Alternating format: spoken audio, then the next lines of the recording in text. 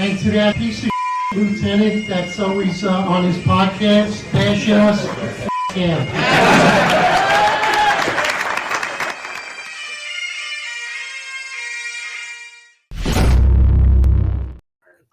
All right, we're live. Attention to roll call. Yep. Top of the morning, everybody. So let's get right into it, man. We're all excited about it. 8:05 live. It's Eastern time. And of course, on the West Coast, it's bright early. Let's get right into it. Who do you think is going to be the police commissioner for the NYPD, the fourth police commissioner under Eric Adams? Is it going to be Mickey Mouse, Donald Duck, Jessica Tish?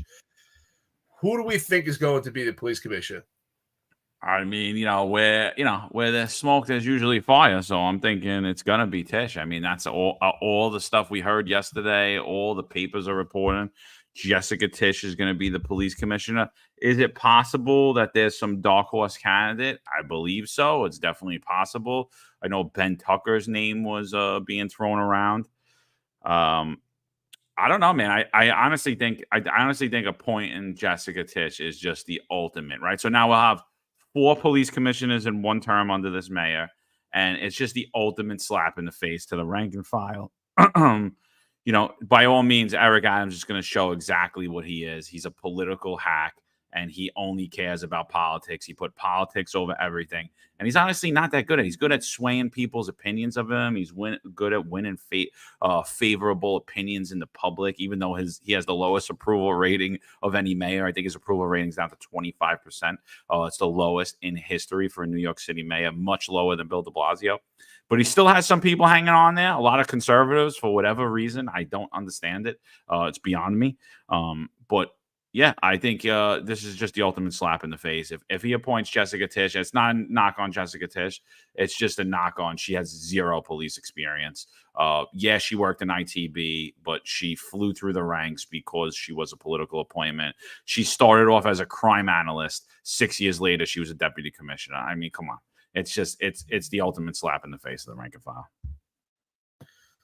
So I think the irony also if Jessica Tish is appointed, the irony is we actually continue this path of nepotism. It's the same thing. When it comes to Eric Adams, it's all about nepotism, and nepotism equates to corruption. And Jessica Tish will be another hire based on nepotism because of her family ties, because there's extreme amount of money donated to Eric Adams' campaign. Again, goes back to nepotism. If Jessica Tish is appointed as the police commissioner, we're still in the same circle of nepotism, and we're just fostering more potential corruption. Now, does Jessica Tish need private contracts? Does she need anything like that? No, but it's a smart move by Eric Adams because she doesn't understand the inner workings of the police department, even though she was a deputy commissioner for technology. But that's a very compartmentalized, position within the police department. So she's not getting to see the whole ball of wax. Neither would she be as the police commissioner. So I think it's a great appointment for Eric Adams. It's a useful idiot. I'm not saying she's an idiot, but she's a useful idiot when it comes to police work. She doesn't know law enforcement. So to me, that's just another issue where we're putting someone as the commissioner and they're not actually going to be the police commissioner. That seems to be the path. It's the path with Donlon. He's not actually a police commissioner. We see that now. We thought in the beginning there was potential that he would clean house, but we clearly see that was another bamboozle appointment. We see it with Ed Caban, the most insignificant police commissioner. We see it with Key Chan-Sewell. So we might as well, to stay on path, to keep up the pattern, let's put someone else that doesn't belong there and who's actually going to be the police commissioner. Apparently, it's going to continue to be Kaz Daughtry as the de facto police commissioner.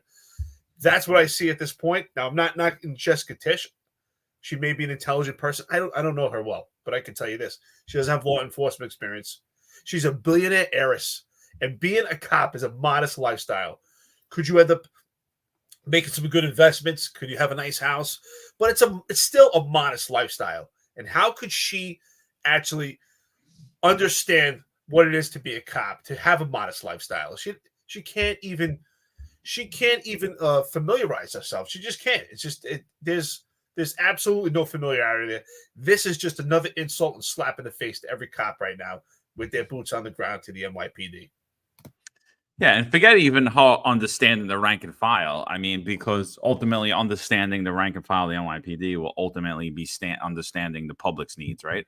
How could she understand the public's needs? How could she understand walking into a project apartment building? How could she understand walking into a apartment building? How could she understand walking down the streets of certain areas, taking the train every day? All the things that regular New Yorkers do, all the encounters they have every day on the street. This woman has not had them. I'm sorry, not in her youth, not in her life as an adult. She's heard about them. She's may have witnessed some of them, but it's always the same knock. It's always the same knock, and it's true. I have a lot of friends that are wealthy, and they all lean left, and they all have these ideas about how the world is, and I'm like, well, you never experienced them. You don't even know how the world is. Your world is your own little bubble. Oh, what? You have a condo in Manhattan, and then you leave out to the Hamptons on the weekends, and you fly everywhere in the world. You've seen poverty. You don't know what it's like to live in poverty. You don't know what it's like to live around crime daily, where it's a constant. You've seen things in your life. You don't experience them daily. So to have a police commissioner should be somebody that understands the flow of New York City. Not only the police department, but the flow of New York City as well. How it works, how crime works, the communities, how to deal with the communities. I don't see that in Jessica Tish at all. She might be a smart person. I don't know that. I mean, I saw her make a very big mistake when they got those phones that couldn't be updated. I forget how much that cost taxpayers. I know it was a lot of money. But she when she was the deputy commissioner of Information Technology Bureau, she was the first commissioner to bring us smartphones. So she did bring us ahead. She did give us a lot of technology to bring us into the 20th century finally. Bring us out of the 20th century, excuse me. But she did give us that technology. But her first initial time we got the smartphone, we had it less than 3 months. It couldn't even be updated, the phone. So it was a huge, huge mistake. Again, Eric Adams is not looking for someone to lead. You're 100% right. Kaz Daughtry is the police commissioner, however you shape this up. Yeah, agreed, brother. I mean, I think that's a great point, right? So what does it take to be a good police officer? What does it take to be an effective law enforcement machine? It's just compassion for people. Which is why I've been saying for years, this whole ideology to have 60 credits or a college degree, whatever they discuss as necessary requirements or criteria to be a cop.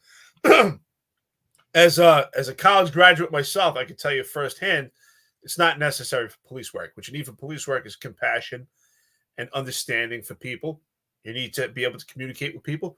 And it starts with your police commissioner. She has to be able to relate to the community, relate to people to understand them.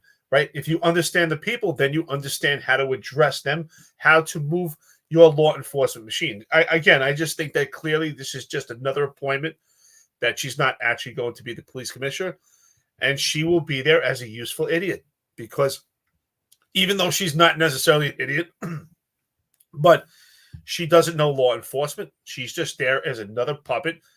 If she's going to be the commissioner, I think that we'll actually be headed for a fifth police commissioner if Eric Adams stays in power. I mean, this is just going to be another dog and pony show.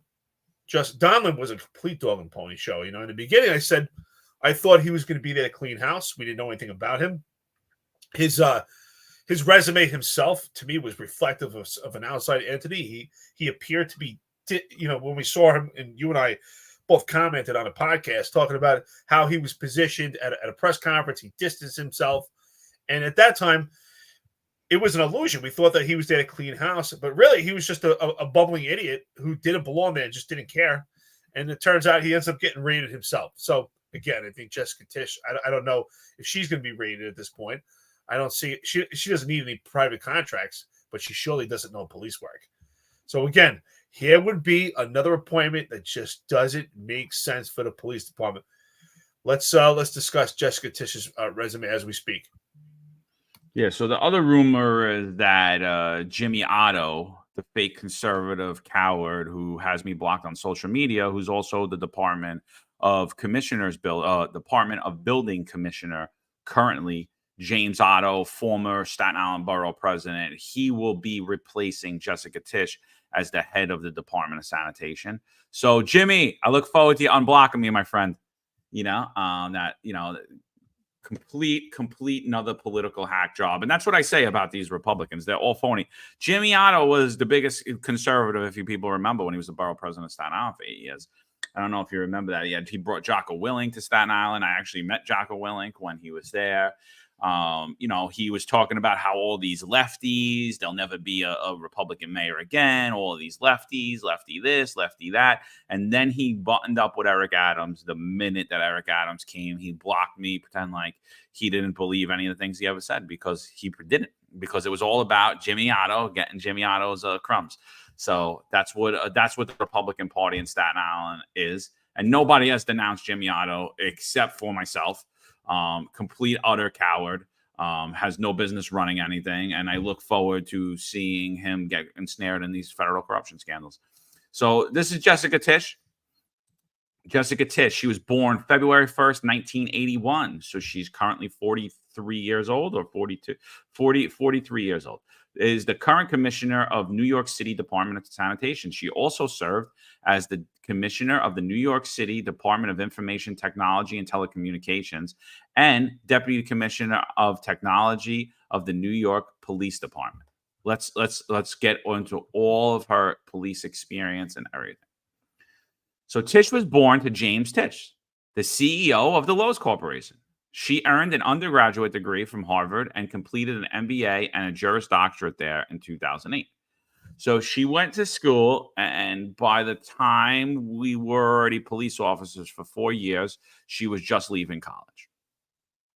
In 2006, she married Daniel Zachary Levine in a ceremony that was officiated by her maternal grandmother, Rabbi Philip Hayat, at the Central Synagogue in Manhattan. Tish has 2 sons. Her career. In 2008, she began her career in the NYPD and went on to hold several civilian positions within the agency. In February of 2014, she was appointed to the Deputy Commissioner of the Information Technology for the NYPD. So in 6 short years, she went from a crime analyst to the Deputy Commissioner of information technology. Does that sound someone who's well-rounded, understanding the police department? Do you think she was just so good at her job, like Kaz Daughtry was so good at driving Jeffrey Madrick, that she just had to get promoted to deputy commissioner? Like, what does that jump look like, Eric? Is that a jump that anybody should make, or is it because that she went to Harvard, or is it ultimately because her parents are rich donors who donate to the Democratic Party?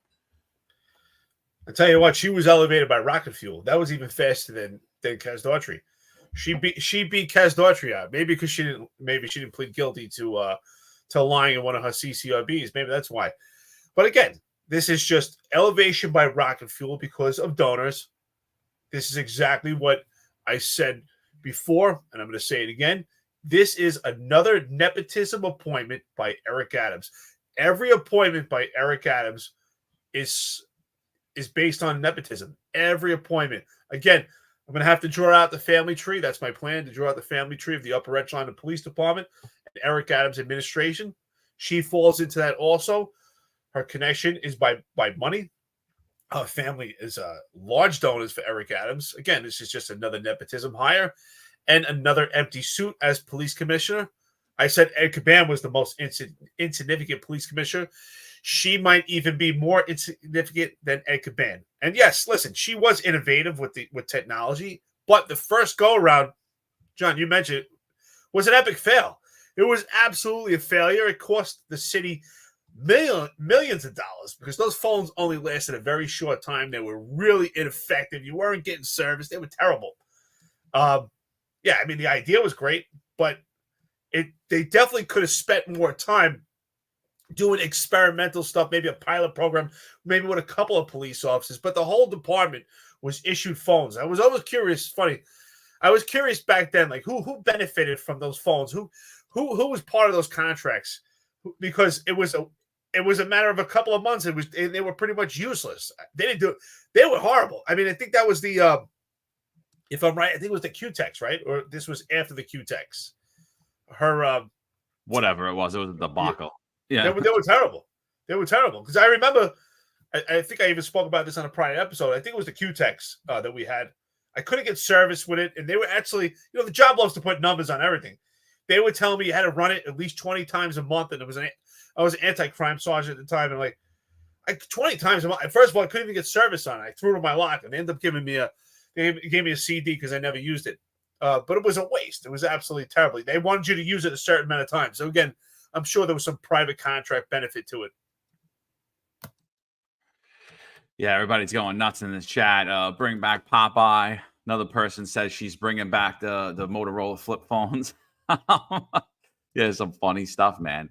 So she works. So for 2014 to 2019, she's a deputy commissioner in the New York City Police Department after only 6 years of being a crime analyst. In November 19, Tish was appointed to commissioner for the Department of Information Technology Bureau by Mayor de Blasio. And then she served there for 3 years. Department of Sanitation, on April 18, 2022, she was appointed by Mayor Eric Adams, commissioner of the Sanitation Department. So heavy ties to the Democratic Party.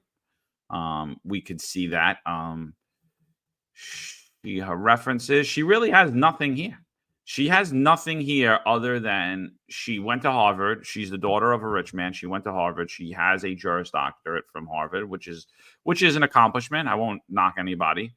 I don't have a Juris Doctorate. Anyone that went through school, but I mean, as far as serving 6 years with the police department and then becoming a deputy commissioner, I don't see how you make that jump in life without having huge ties into the Democratic Party in New York. And that's what you see under de Blasio and now under Adams. I think Adams, today, I just had someone sending me messages about how New York City is much better off now than it was under Bill de Blasio. And I'm like flab. I didn't even respond. I'm not responding to this.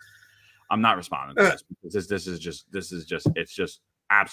Again, the police department, although we had hacks in the police department under de Blasio, the department was well better run than it is under Eric Adams, and that's for damn sure. I don't usually pick on people personally. It's kind of funny. I don't know if you got the same thing, but my phone was blowing up yesterday, and I kept getting pictures. It was John Show side by side with Jessica Tish. It was John Show with a wig on, saying that Jessica Tish looks like John Show with a wig on. So we're getting John Show as the police commissioner. Did you see that? Actually, I was like kind of away from my phone. I didn't even look at it, to be honest. I didn't even see it. It looked just like it. It was a side by side photos. I didn't put it out there. I wouldn't do that. But it's a photo of Jessica Tish, and it's a photo of John Shell with a wig. I mean, they look just like each other. So it was actually pretty funny. Anyway, listen, friends, listen to the podcast. Thank you so much for being here. Patrick Jordan, thank you, Chief. Thanks for being with us. Patrick Jordan, great comment. Planning, designing, procuring, and implementing technology programs can be complicated, and failures can be incredibly costly. These efforts should be led by experienced leaders. Absolutely. That's why I said this cost the city millions of dollars. This pilot project, when it came to those phones, they were so ineffective. They were useless. They weren't useful at all. It wasn't a good resource. Didn't last long and cost the city extreme amount of money. And it was an epic fail. So Option Command Media, thank you so much. $4.99 to the podcast. Any IT person that goes for something other than iPhone isn't a real IT person. Laugh my ass off. I gotta laugh at that because I'm actually an Android person. I have a Samsung Galaxy, and you're not an IT person. You just proved this point. I am not an IT. I'm a caveman when it comes to IT. I'm definitely not an IT person. But you know what? Arbad. If Arbad is here right now, Arbad's been helping me. I've learned some stuff, and going to walk me through some technology classes, some seminars. So I owe Arbad big time. You'll see, John. I'm going to surpass you, brother. We'll see. I'm waiting. I'm hoping and praying. It's not saying much. Yeah, exactly. It's really not saying much at all. Thanks, Option Command Media. Appreciate you being here, brother. But yeah, so let's take a look at Jessica Tish, because I'll be honest, I very few interactions with her on the job. But she obviously is not going to have street experience. This is her speaking at an event. This comes out from Scooch Dave Savella. He put this out on his Twitter. Let's see, is this up? The volume's up. Let's hear her speak. This is a long video, 20 minutes. I'm not going to play all of it, or but we'll definitely get to know her a little bit. So this is her, I believe, when she's taken over in 22 as a Department of Sanitation Commissioner.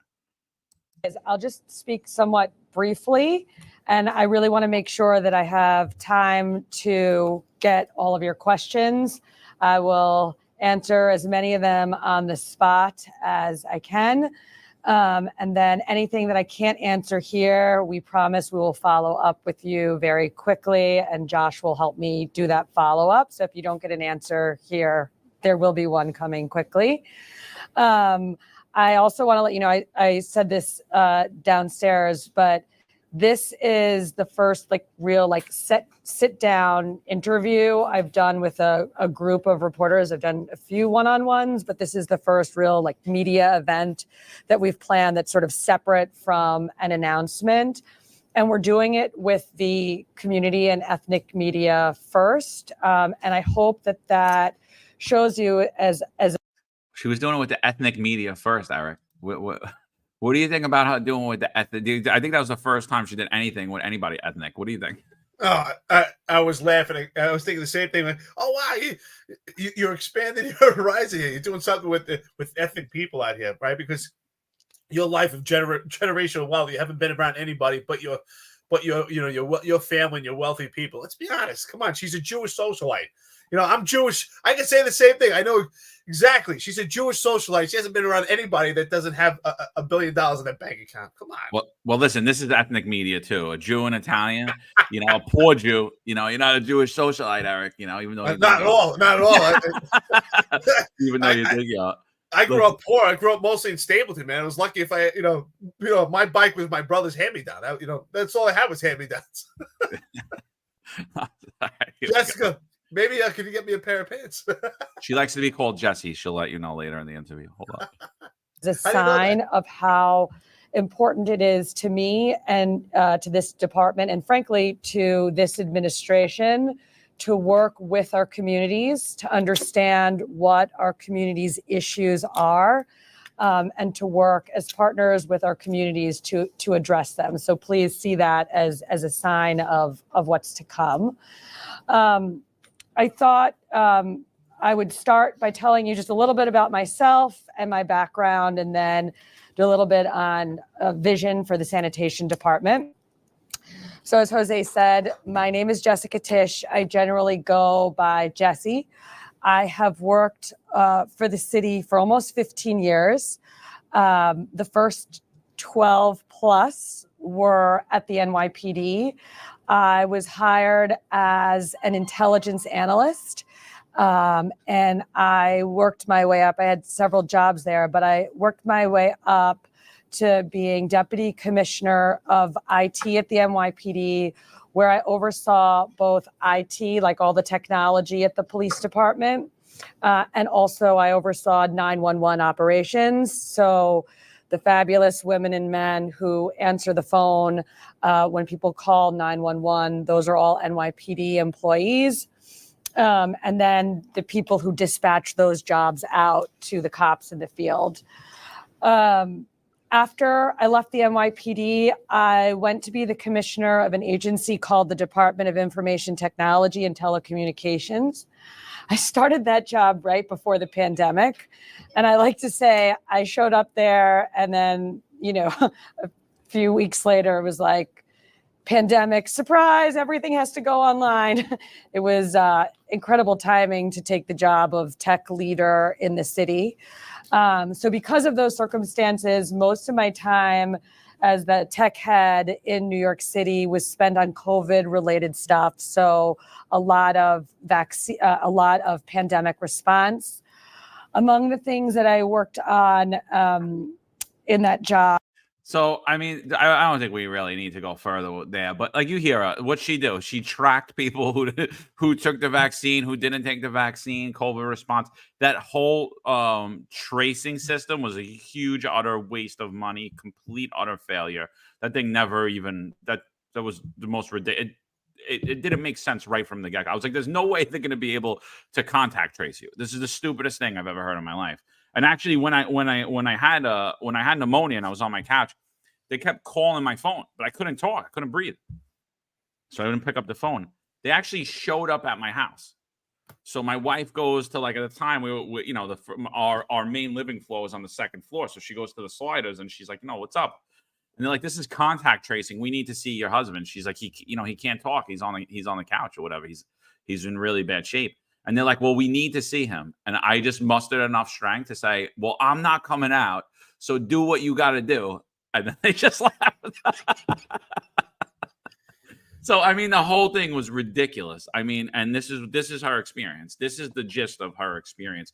She just labeled out to me exactly why she's not even in a position to be a deputy commissioner of sanitation. She was never in the position to be the deputy commissioner of the Information Technology Bureau, deputy commissioner of the Information Technology Bureau for the NYPD, and why is hell sure she shouldn't be the commissioner of the New York City Police Department. I mean, and that's coming from her own mouth. What do you think? Did you hear anything in here that relates to say, oh yeah, she should be it? According to Jessica, but you said Jesse. Well, I guess we'll later find out she likes Jesse, right? According to her, she worked her way up at the NYPD. No, you were there for 6 years. You never had your boots on the ground. You were never civilian purposes. Listen, did she do an important role? It's an important role in technology for the police department, especially in the era that we're in right now. And, we see it with Cass Daughtry, how important technology is. But clearly 6 years in the police department is nothing. And she's a socialite. Her family has an extreme amount of money. She's a plant. She's put in these positions. I don't even understand why she even wants to do these jobs, because it's the money is just menial for her, unless it's just a power move by her and her family, because they can. Hey, Tom, thank you so much for the $4.99 to the podcast. Tom says Adam should take the risk and get on that stage with Trump at Madison Square Garden. Get that pardon. That's hilarious. Some of the comments here are hysterical. Wouldn't shock me. They talk about her body and stuff. I'm not going to go into that. It's pretty funny. But, yeah, I mean, listen, her resume is a good resume, right? If for a civilian person that's working with New York City agencies, she's into technology. For an analyst, yeah, she's a great. Or a city attorney. That's what I'm talking about. For again, what I say earlier, it's compartmentalized. She's compartmentalized to this specific focus of technology and those type of things for the police department and maybe other New York City agencies. Great. But that doesn't make you police commissioner for the New York City Police Department. Absolutely not. I think this is quite insulting to Ray Kelly, to Bernie Kerrick. I mean, iconic police commissioners for the police department. Even Dermot Shea. I mean, at least they have police experience, years of experience grinding.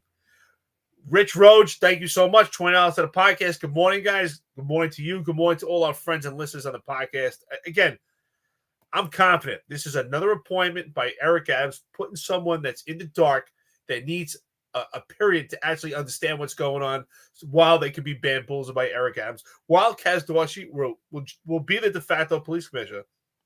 And if, I'm hearing grumblings, it's possible Cass Daughtry might leave too. I mean, who knows? Every day we hear different rumors. But the fact is, she will not be the actual police commissioner. She will not be in charge of operations. Virtually, it's impossible.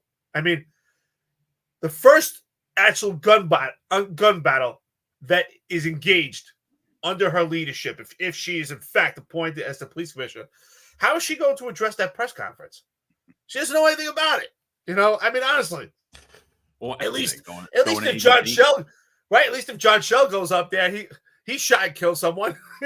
I mean, but I'm not laughing. I mean, it's not funny he shot and killed someone, but at least he's been out there with a gun. I mean, how is she going to speak at a press conference about a shooting? It's again, she's going to be another insignificant appointment. The only good thing about her is she can fly the guitar on her own bill, but or go to Turkey on her own dollar. That's about it. Well, so could Eric Adams and his cronies. They're all making about $1 million a year off of city taxpayer funds. They're just too cheap to go in their pocket.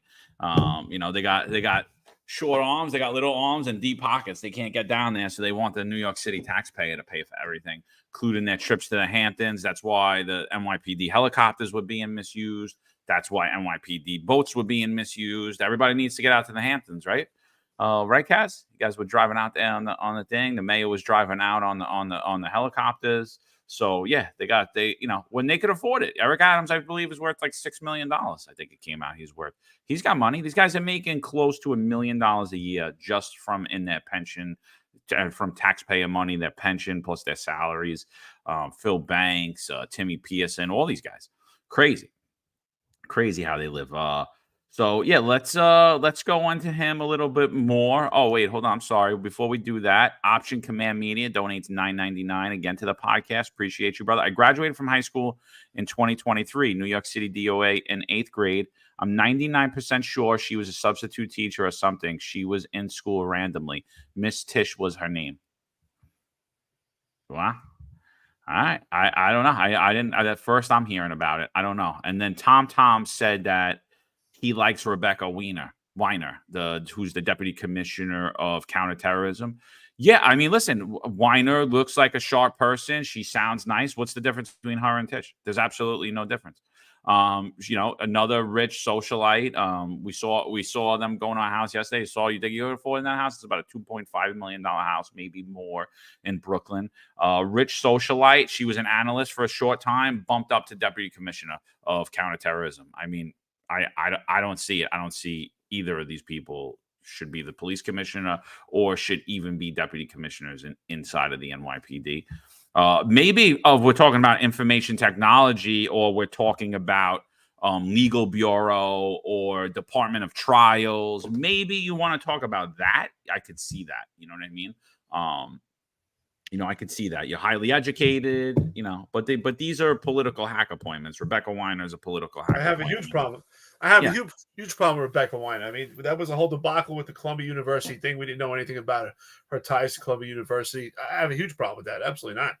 Yeah, and she works for Columbia University while they're saying, "Oh, we need a letter to go in there." It's like, no, maybe you guys forgot what policing is. Maybe you guys haven't read the penal code or don't understand it, but that's not how it works. We don't need a letter from a university when there are emergencies going on inside of that university. Same as if there's an emergency going on inside of your house, the NYPD does not need a letter from you to go in your house.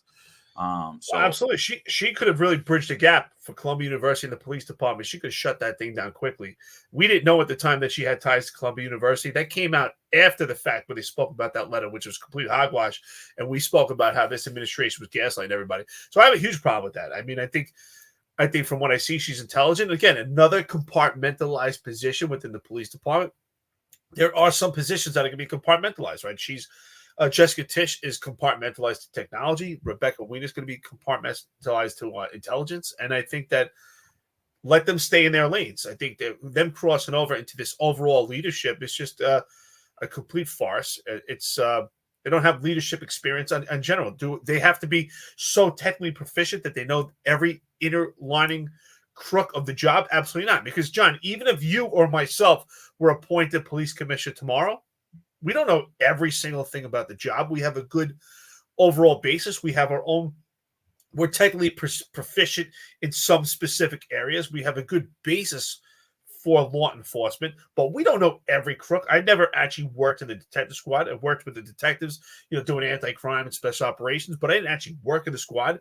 I didn't work in intel, but I have an understanding, at least it's something I could add to. I could understand it if I was in a leadership position. But I don't think she could understand it at all from her position and with a lack of leadership experience and actual insight of law enforcement work. Again, and I'm just going to take it a step further. Forget even the law enforcement. She doesn't even have an understanding of New Yorkers or how New Yorkers live, work, how they eat, what they go to school, how things operate inside of the city. I mean, she just learned about how sanitation works. So congratulations. It's absolutely it's laughable. Let's listen to a little bit more of her experience, because I haven't heard anything that screams to me even police executive at all. I haven't heard anything.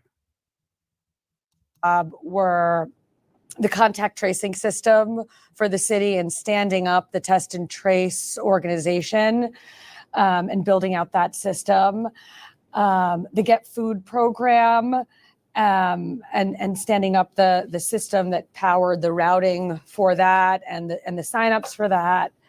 And also, obviously, the vaccine management system. You know, in New York City, when vaccines first became available, we had a really slow rollout of vaccines in the first week or two.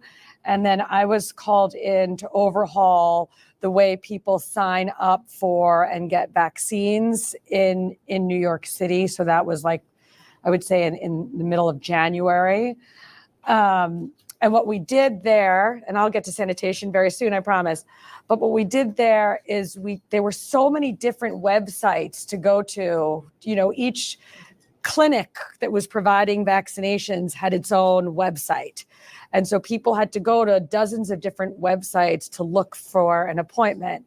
So what we did in January was we consolidated thousands of different clinics onto one vaccine sign-up system. So there was one place New Yorkers could go to see thousands of different clinics and hundreds of thousands of different appointments. And we really tried to streamline for New Yorkers the process of signing up for and getting a vaccination. And the other thing I'll tell you about that effort was that vaccine system, the part that New Yorkers saw was the sign-up part. But that system really powered the operations at the clinics. So it was really end to end, everything from when the New Yorker signed up for an initial vaccination through to when they showed up to the clinic and they got checked in. You sold yet? Patrick Jordan wants to know who's her number 2 going to be. It's a good question, Eric. Who do you think? Who do you think her number 2 is going to be? Does it even matter at this point? I have no idea at this point. I guess it will continue to be Tina Kinsella. We're not hearing anything different. I mean, it would be great for Eric Adams, right? He would have the first woman police commissioner along with the first deputy commissioner. They would both be women. I'm trying to figure out what's going on with Yvette. I'm looking at some of the comments, and I can't tell if Yvette is supporting Jessica Tish or not. She says, "You're definitely not in charge of my time. I will never follow your orders from how you display yourself. I wouldn't choose to be under you." I don't know if she's talking about Jessica Tish, and then she's talking about women that people talk about her body and stuff. No one at this point, and even if I see the comments from our friends and listeners, and some of them are making jokes, but I don't think anyone's making a basis about Jessica Tish that she's a woman or basing it on her appearance at all. I think we're talking about her lack of experience and the fact that she's a socialite. And we're not necessarily holding against her. Like, it's okay to be wealthy, but how are you going to relate to law enforcement officers, especially in New York City, where they're really underpaid and live a modest lifestyle? I think that's important. You know, we talked about the correlation before, both yourself and myself, John, talking about the correlation to being a law enforcement officer and understanding the community. And this is something that's always spoken about by politics and what we hear in policing about community policing. We have to understand the people so that we address the people properly, so that we maneuver the police department properly. So just curious, Yvette, I don't know if you're supporting her or not, but again, I don't think it's because she's a woman. I mean, I know a lot of women that are great leaders. I mean, John and I both thought that Key Chan Sewell had a great presence, and she had a strong presence. Her knock was that she never had the opportunity to be the police commissioner. So we do not know her capabilities, but she had a very professional presence. Yeah, and again, I said she was underqualified, but compared to Jessica Tish, I mean, Jessica Tish can't even shine her shoes in the morning. I just said that she was a rookie in the executive ranks. That was my only knock on her. She only had 20 years of experience. Normally, you see police commissioners with 30 plus. That was my only knock on Key Chan Sewell, but 100% Key Chan Sewell, in my opinion, was the best appointment Eric Adams made. Hands down, didn't even come close. No one comes close to it, actually. And again, my only knock on her was his appointment of her. Oh, it has to be a woman. Oh, it has to be a black woman. And that was my whole knock on it. I was like, why can't it just be the person that you feels best suited for the job? Like, why we're gonna break that glass ceiling? What's the glass ceiling we're breaking here with having the first socialite as the mayor? And I think before you asked, why does she even want this? Because it's fun. I'm the police commissioner. I read a book. Yeah, it's like a trophy. It's just like another trophy to throw there. It's an absolute joke. So Pat Jordan asked who's going to be her number 2. So I think we should take a look at her number 2. I think that'll be a good thing. I think this is I don't see any reason why it's not going to continue to be Tanya Cancilla.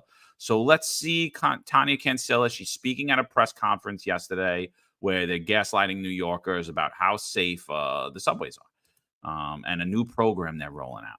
It's going to be a game changer. Providers together. Our subways must. Here we go. Afternoon. Thank you, Mr. Mayor. Thank you, PC. Thank you, Molly. Good evening, everyone. And thank you again. I want to start by talking about the power of teamwork. In this city, nothing gets done alone. Whether it's keeping our streets and our subways safe or helping New Yorkers in need, it takes a unified effort. That's why we are here and excited to announce our PATH program. Under the mayor's direction, DM Isom, Jocelyn Carter, Brian Sutton, NYPD Chief Terry Tobin, and retired NYPD Chief Michael Kemper, and so many others worked tirelessly to bring this life-changing initiative to New Yorkers. This PATH program unites city agencies to address both homelessness and public safety in our subway system.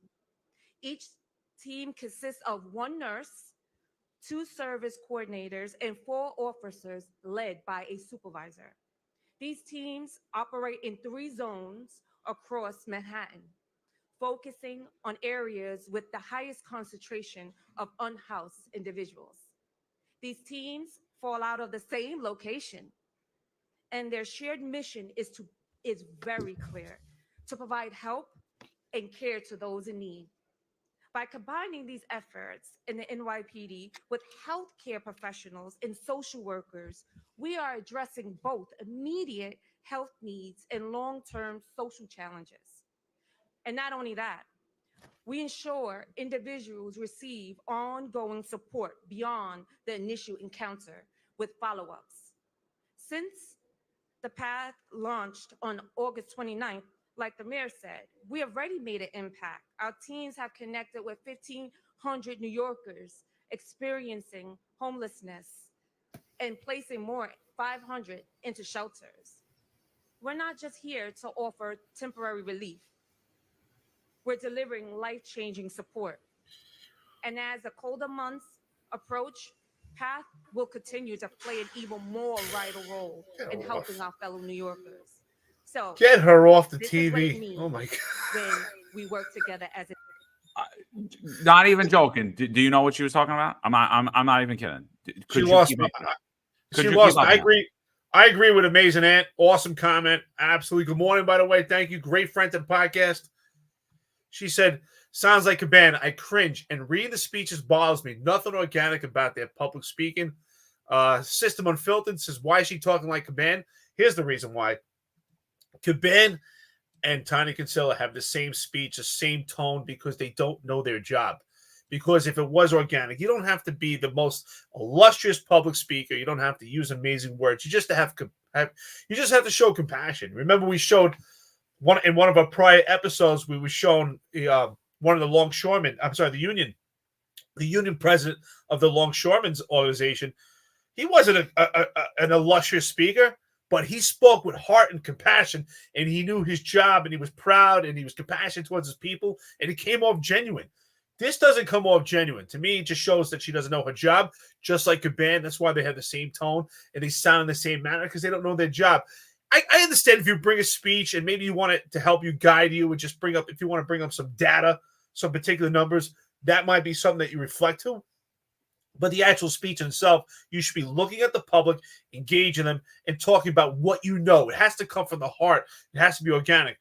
But it's also reflective of what I just perceived. To me, I think that she will be the first step. I think that's what I'm seeing here. So I think Tish would be the police commissioner. She would be the first step, and it would be the first female duo in NYPD history.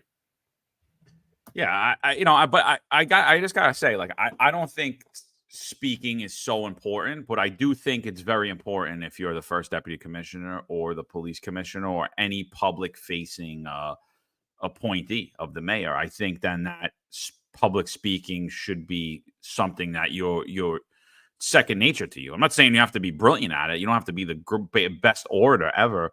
But like up here, like her reading this, I couldn't keep up with her, I couldn't keep up with her. One, because she doesn't know what she's saying. She's reading from a script. She doesn't understand it. So she reminded me of literally getting called up in high school after I was supposed to read a book over the summer that I never read, and I'm giving a speech off of Cliff Notes on a book that I never read and don't understand. I think it was the Iliad and the Odyssey.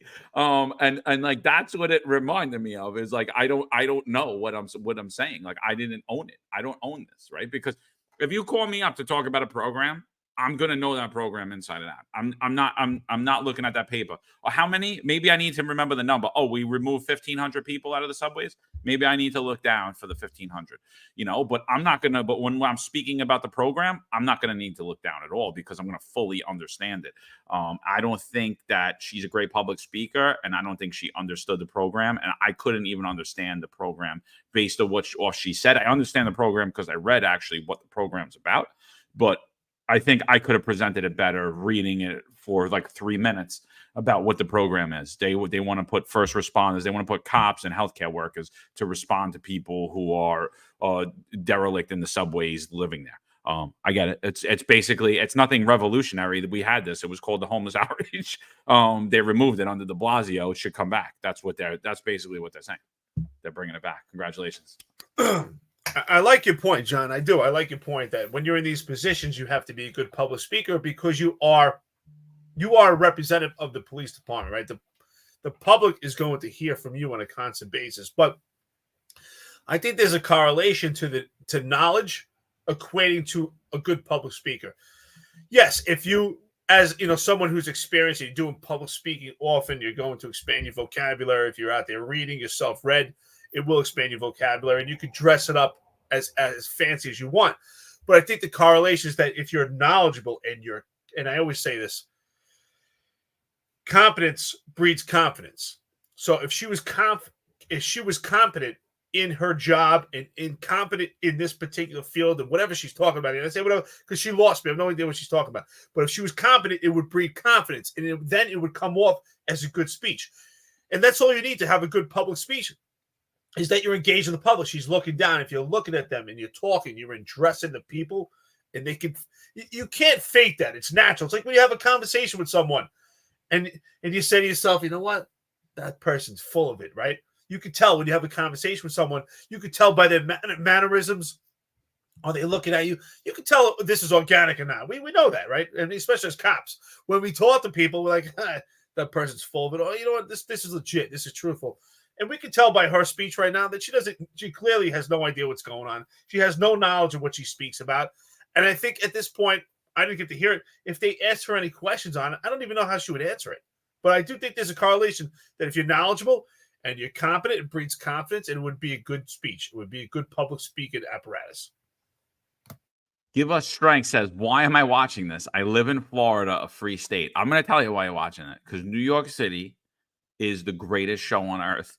And that's why, and that's what we're exploring. That's why you're watching it. If you live in New York City, you're from New York City. You're always going to be from New York City. It doesn't matter where you live. You're going to read the New York Post. You're going to watch the New York news because as goes New York, so goes the world. That's why you're watching it. So that's one. That's that. We got 888 people on here. We're talking about NYPD Police Commissioner Tom Donlon's expected to step down. He's expected to be replaced by billionaire heiress Jessica Tish, who is now the deputy commissioner of, I'm sorry, she's not the deputy commissioner. She's in charge of the Department of Sanitation for New York City. I think the $1 million question I've been getting asked time and time again, why is Donlon stepping down? Why was he not made permanent? Eric, what are your thoughts about that? Why wasn't Donlon made permanent? Why was his home raided? Why were his phones taken? What does that have to do? Because if it's a political target, that means that the feds are going to target Jessica Tish, right? I don't think that's going to happen. I don't think her home's going to get raided. I don't think her phone's going to get taken. But why do you think he's stepping down? Why is Tom Donlon not the guy, in your opinion? Well, I think it was another appointment by Mayor Eric Adams. As we said before earlier, we said, was it asked by prosecutors to put someone from an outside entity to clean house. And I think that Eric Adams said, okay, you want someone from an outside entity? I think he probably probed with Bratton or whoever he found out there, John Miller, to help him find the right outside entity to put in place that he could actually have control over, who potentially might have dirt on themselves also. So they could get him out because he was there as the interim police commissioner. I just didn't think it would be so soon. But clearly, since he was rated. By the way, someone commented here, John, said they love your shirt. It's outstanding. They need to see it. That's the incompetent mayor right there. It's a great shirt. But yeah, I think that I have to admit, even myself, I was kind of bamboozled in the beginning, right? I saw his resume. I saw he made it appear to make a good presence. I didn't know about that letter at the time where he supported someone that just, straight out committed treason to this country. So we didn't know that information. He appeared to have a good presence. He looked sharp. I even said on the podcast, I said he looked like he meant business. He looked like he was distancing himself. But in reality, what it was, he just didn't care. He didn't want to be there. And I think he knew this was short time also. I would assume that this conversation was had like, hey, listen, you'll be here for a short time till the smoke blows over, right? Because when there's smoke, there's not always fire, according to Eric Adams. But when there's smoke, we see that there is fire. So absolutely, I don't think he was ever meant to stay there. But in light of the fact that he was recently raided, it's time for him to go. And listen, if Ed Caban had to resign, he should resign. Yeah, Vet's saying attacking the speech. She's saying that it's very hard to be a good public speaker. I mean, I think it's something that's learned. That I don't know. I've spoken publicly in front of a lot of people a few times, only a few times. I think being a cop, being a supervisor has prepared myself to do that. I think anybody that was a supervisor that's conducted numerous roll calls, you eventually just get good. And then if you move up the ranks and then you're in Comstat, I think, you just get rid of it. Some people always hate it. There's people that speak all the time and hate it. There's news anchors that get nervous every time before they go on the news.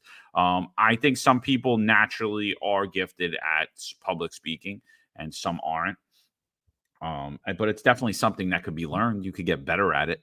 When you're just horrible at it, it shows you don't care. I just think the key to most public speaking is to know what you're talking about. If you know what you're talking about, even if you're a horrible public speaker, it'll come across that you know what you're talking about. You might not be great at speaking.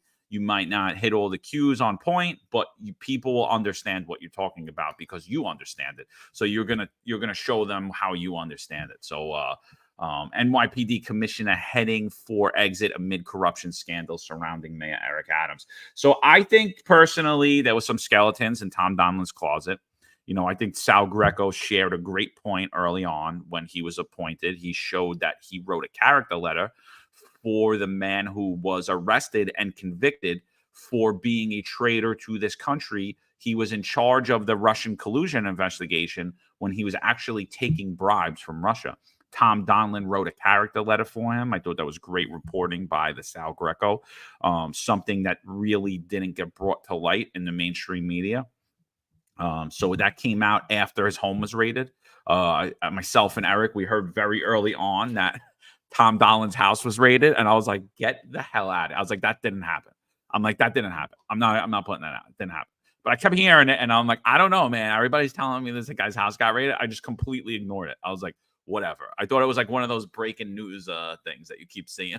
You keep seeing all these like breaking news things in the NYPD. It's all these rumors. I'm like, that didn't happen. But then it comes out late that night that in fact his home was raided. And then after his home was raided, it was reported that there were boxes and documents taken out of his home. He actually makes a public statement about it and says that documents were taken out of his home from the official NYPD account. That was from over 20 years ago.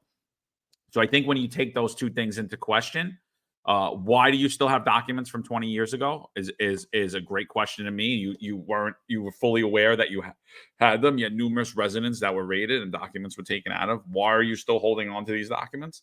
How do you even know what they are or what were they? We don't know what those documents were.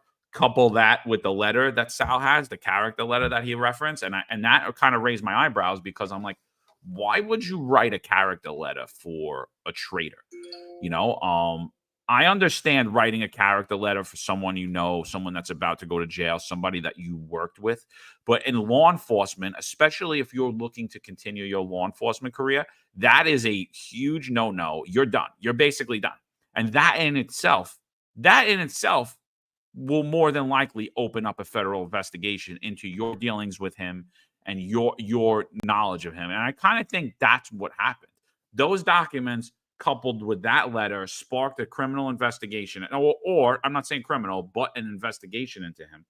And he's not able to obtain a security clearance, just like we have a seated mayor who doesn't have a security clearance, just like Ed Caban didn't have a security clearance for a long time, by the way, before this came out. We were talking about that for a long time, about a year. We were saying there's no way this guy has a security clearance. It's impossible. It's impossible. There's too much scandal around him. There's too much dirt going on. And I think when you take those things into effect, that's why Tom Donlon's leaving. And again, he'll be just, it doesn't even matter because Kaz Daughtry remains the police commissioner as he was under Caban, as he was under Sewell, as he was under Donlon. Will he continue to be under Jessica Tish?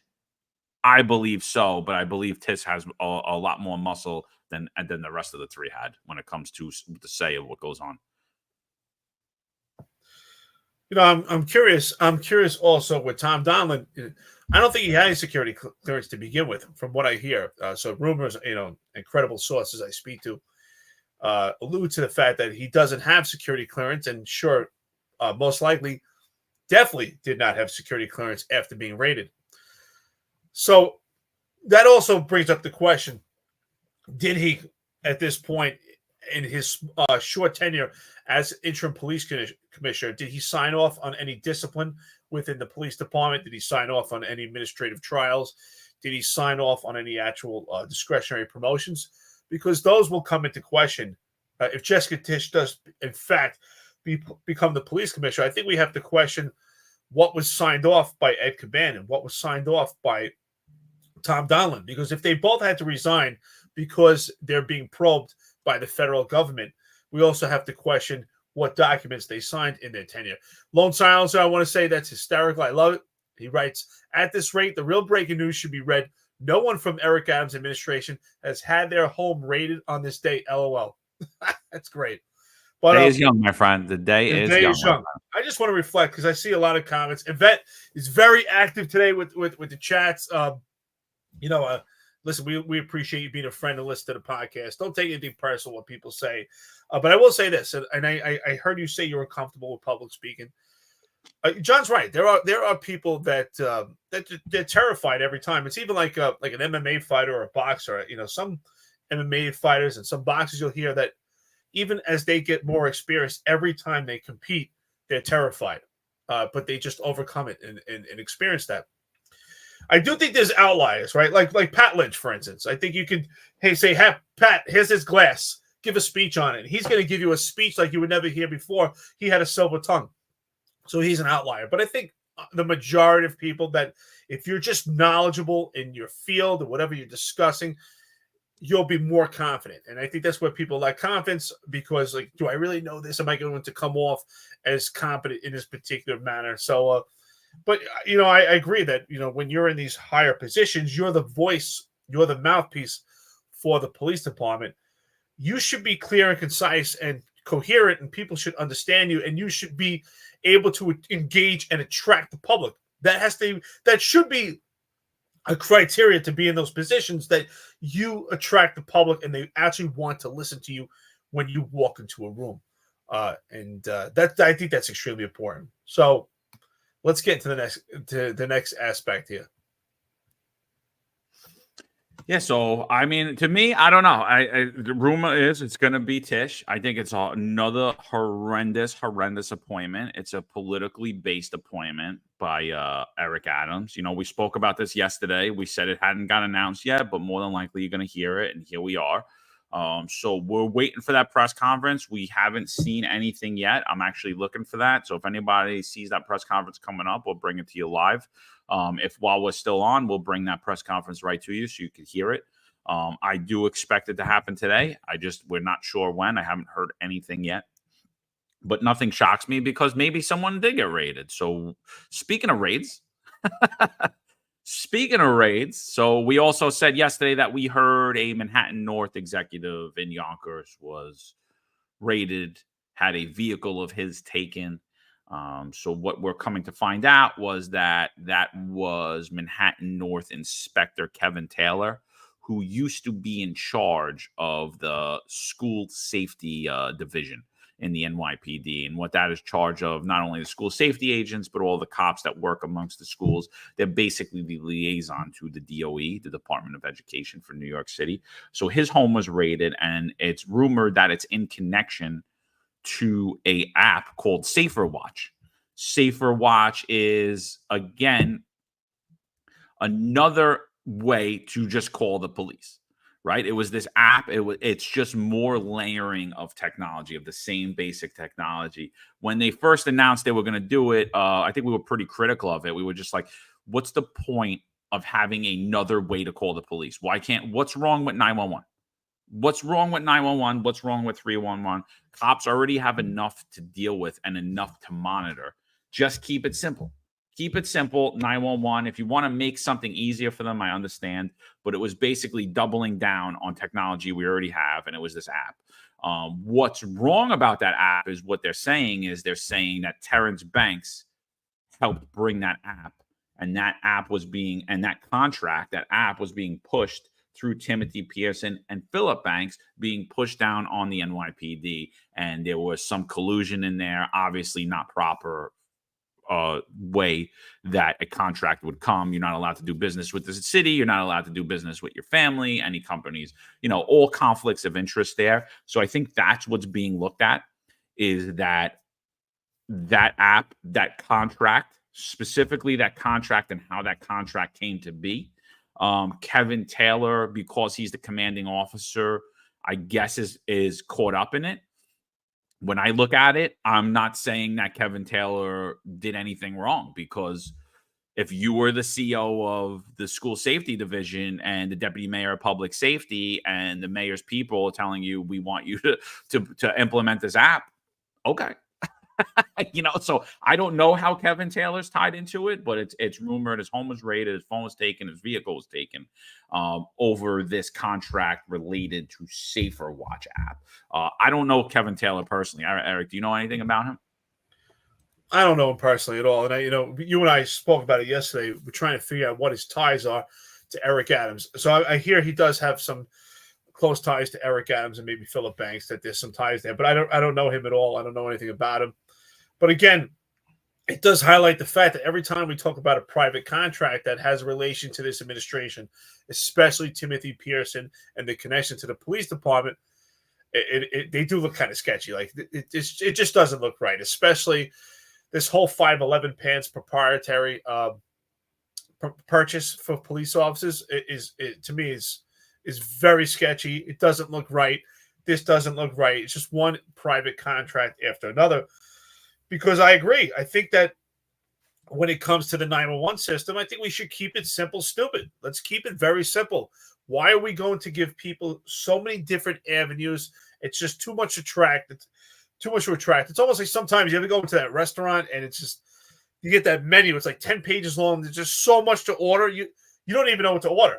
But if you went to a place, it was just a couple of things to order, but it's good, you'll order something a lot quicker. It's the same thing with this. We have a 911 system and we have a 301 system. I think we have the dichotomy there. If you have an emergency, call 911. If it's not something that's immediate, you can call 301. But then we have to have all these other avenues. Notify your NCO, your neighborhood coordination officer. Go through this app. Go through that app. It's absolutely ridiculous. Go online. It's just it's too many avenues, too many private contracts. I don't trust these private contracts. I mean, if Eric Adams really wants to show that he's serving the city and then he actually cares about the financial crisis that New York City may head under his administration, he should put a stop to all these private contracts. But they don't, because they all benefit from them. So here's Kevin Taylor. Let's introduce him. Yeah, so Kevin Taylor, like I said, at this point, he's sitting down with Marcia Kramer. And at this point, he's the commanding officer of the school safety division. He is abruptly removed from that position in February. We believe it has something to do with conduct unbecoming and some type of relationship with employees that we're not aware of. System Unfiltered says, didn't the inspector from Community Affairs get their office raided? Well, so we know that the School Safety Division's office was raided. Their offices were raided and documents were removed. It also was rumored yesterday that Chief Victoria Perry was raided the day prior. We don't know that that's true. I've gotten that a bunch of times. So is Eric. So is a lot of other people. A lot of people have reached out and asked if that's true. I do not know that that's true, but that rumor is floating around that the day prior to yesterday, she was raided. So we'll bring that to you when it comes out. Again, we're not in the habit of breaking stories. We just give our opinions once the story breaks. Some people say we break stories. I don't think so. I think it's just so dumb what's going on. It's just so easy to see what the next thing's going to happen. Yeah. So he is Kevin Taylor when he is the inspector. He's sitting down with Marcia Kramer. He's talking about the app. Pay particular attention to the word of game changer. It's funny because all of these contracts that have come into question, I specifically remember Ed Caban on 2 different times saying it's a game changer. See, when they were talking about drones, when they were talking about all this stuff, they all use the same terminology, a game changer. Because again, they don't even know. You know what I mean? They're like, I don't know why we're getting this. You know what I mean? But again, like I said, he's the CEO. I don't know. I understand why he would be in question. I don't think he would be a target, though, because, again, he wouldn't be the ultimate end-all, say-all. I don't think this guy reached out and said, hey, let's get your brother's business on here. So, so I don't know what all the take is, but this is who apparently had their phone and vehicle taken yesterday. Here he is, Inspector Kevin Taylor. He's up on the screen, right there? He's up on the screen? Yeah, okay. Oh, yeah, he's good to go. He's good to go. Before you put that up, I just got to laugh. Who was it here? But my visual zone says Victoria Perry was raided also. Her phones were taken. I'm hearing that. Looks like my visual zone has some good insight. I did hear that also. Couldn't happen to a nicer person. She's so nice going out there calling us racist. Yeah, and then, she did call us a racist. Yeah, so. We're going to be launching. And before I go, I just want to say, although I don't know Inspector Taylor, I have heard very awful things about this man. They said that he thinks he's a gift of God and he treated his employees awfully. Like, that's just what I'm hearing. I usually give a fair assessment. I'll tell sometimes when I hear good things, sometimes I hear bad things. I hear a mix. I always take it with a grain of salt. But when I consistently hear only bad things, kind of tells me who you are. And I consistently only heard bad things about you. So I'm gonna go with I don't think we would have got along too well. But here we go. We're going to be launching. I know the police commissioner gave a little tease there on Friday in regards to this tip line that's coming out soon, real soon. That's where it's a 360. It's a 360 way of communicating, and that's going to be through phone, through an app, through text, all anonymous. The police department embraced this. We're ready to roll it out. We're excited about it. This is one of the things that truly is going to change the game in New York City. So you're going to have a phone line, where students will know it, yes, or teachers, yes, and they can call and get help. Yes. Truly a game changer. They're able to pick up that phone. They're able to text, hey, in real time and tell us what's going on. They're the true people that are going to let us know. School safety is not just NYPD. It's everyone's job. And I tell everyone to say, okay, the kids, keep your school safe. Help us keep your school safe. Do you think the kids are going to embrace it? Oh, 100%. I know they're going to embrace this. Help keep your school safe. You're owning it. That's your school. You want to make sure you're safe. I've always wondered, do we have enough school safety officers? We can always use more. We can always use more, Marsha. Training and what we do with recruitment is always going to be key for us. We're always recruiting. We're always looking out for more people to join our team. Is it harder to get people to want to be school safety agents? It's challenging sometimes, but who sells it best? Our agents. We have the best agents in the world. We have the best agents. That it takes a real challenge to have someone say, okay, oh my God, I want to work with kids. Some of us don't even want to be with our kids for 2-3 hours. And here they are, it's a day there. And then some with these kids. And they watch these kids grow up. It takes an excellent talent to have something like that. And I salute all my people that come to work every day to do this job. John, this is just more hogwash, complicating things. I just I don't see how it's a game changer. I don't see the benefit in it at all. I just think it overcomplicates, and sometimes, just as we both said, and some of our friends and listeners said the same thing, keep it simple, stupid. Why do we have to complement it anymore? Why do we have to complicate this more than it already is? Just call 911 if you have a problem. But they can text in real time. They can't speak on 911 and say what's happening. And then when the police department actually arrives on the scene, then actually converse with them in person. But we're doing this by text. I just think it's absolutely ridiculous. I think that this is another private contract that should be probed and looked into. I mean, I don't know if Kevin has a stake in this, but clearly he's the CO, so he has to have intimate knowledge or at least observe something that looks shady. But again, with this administration, you just never know. And I just want to highlight something also, because something had came to my mind, right? If in fact Jessica Tish does become police commissioner, you can guarantee that John Schell and Kaz Daughtry and the rest of the upper echelon of the police department will tell the public how great she is and how great she is for the cops, and the plans that she has in place are going to be fantastic. I just wanted to add that, and I'm confident that's the message you will hear. Just as you heard about Ed Caban, and the second Ed Caban was gone, they forgot about him, and they'll do the same thing with Jessica Tish. Yeah, so a lot of stuff about this guy. So, again, I don't know about how he's tied into the contracts at all, but there's a lot of different things going on around him, and I think a lot of the investigation might actually warrant from something completely different than just that contract. So we'll see what happens.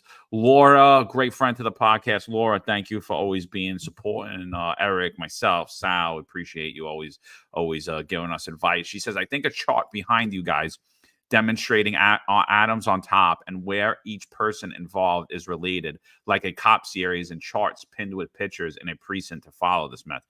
Laura, I started working on it. I'm not going to lie. I have put hours into it already, and it's so large that there's no way to even put it on the screen. Like, I don't even know how to fit it to have it in one frame.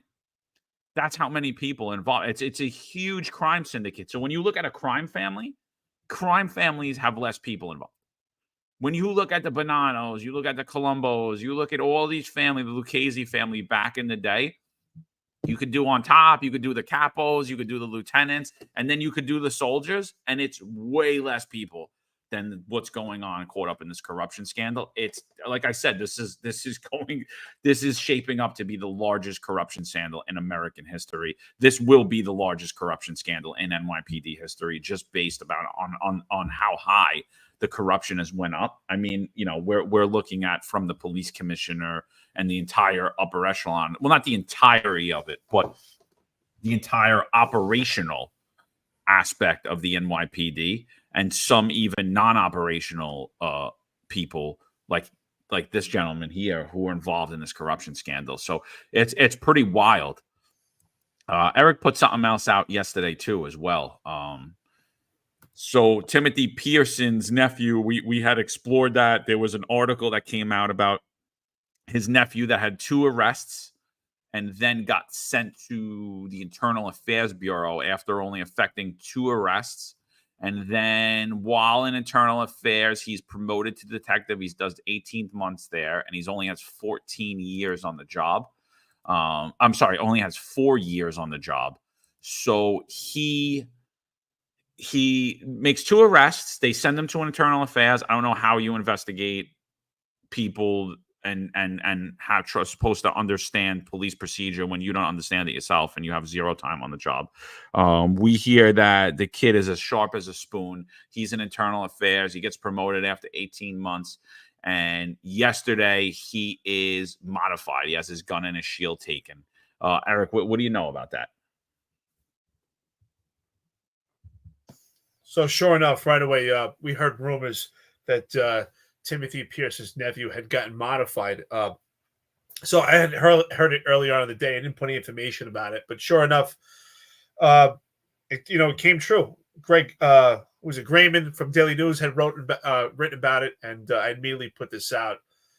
Again, it's just curious what this is about. So at this point, the reasons of why he was modified are unknown, but it's interesting. Again, the nepotism that we see on this job is just so egregious. With 4 years on the job, he was already transferred with 18 months on the job to the Internal Affairs Bureau, a discretionary promotion because of the track in Internal Affairs to detective, and already modified with only 2 arrests in 4 years. And again, it's funny you said that, right? Because we do, John, you and I give a fair assessment, even yesterday, with the amount of attacks that we received from John Schell and Kaz Daughtry. Even yesterday, I complimented John Schell in comparison to other people that are being put in illustrious positions where John Schell has actually grinded. I think we give a very fair assessment and not take it personal. But again, when it comes to the nephew of Timothy Pearson, I've heard some grumblings. I've heard nothing good. I've heard he's a complete idiot. I heard he's a complete moron. I haven't heard anything good. And it doesn't surprise me. Within 4 years, getting promoted to detective, and now he's modified. So the reasons are unknown. I'm curious. The rumors that I'm hearing that potentially it could be tied to this potential corruption scandal of people paying their way to get promoted. That's what I'm hearing at this point. Are you hearing the same thing? I actually heard that. Excuse me. Sorry. I heard that he was looking up stuff in IAB that he shouldn't have been. That's what I'm hearing. I'm hearing that he was going through cases and accessing cases that he had no business in. And, anyone that's served in IAB knows you're not allowed to do that. If you're not working on that case, there's no reason for you to be looking in that. Some cases are actually locked down. But, to me, I was like, I don't know, man. Does that have to do with the corruption scandal, or does that have to do with him just being an idiot and being nosy and looking at things he shouldn't have looked at? I mean, because that's like don't eat the apple. You'll know everything. Don't eat the apple, and it's like it's so tempting to eat the apple, right? And that's kind of what I'm hearing, because to me, they didn't put this kid in place to give them any information. They already control the Internal Affairs Bureau. The chief of IAB, who has no peek access, so you won't even know if he looked at it, along with people that were implanted by the Cabans and by Caban and Adams, control Internal Affairs Bureau right now. So they don't need this kid who doesn't have the same access that they have to look up stuff related to the case. So I think more or less it just has to do with him being about as sharp as a spoon. So sharp as a spork. And I think that it relates to that more. And I just think he was doing dumb stuff. And now finally they could do something about it because the regime's crumbling. But I think when you look at internal affairs as a whole, they don't need anyone on the inside, especially a 1 year with 2 arrests on the job to help to get information. They have the chief of internal affairs who they implanted, as well as all of his top people controlling Group 1 and whatsoever. So they're going to get that information, and no one's ever going to even know they got it. So then I think they actually watered down the whole internal affairs system, where chief of IAB used to be a direct report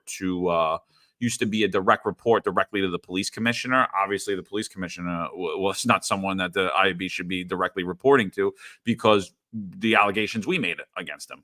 But anyway, that used to be IAB to the PC. Now it's IAB to Kaz Daughtry, IAB to John Schell, IAB to Jeffrey Madry, IAB to all these other guys.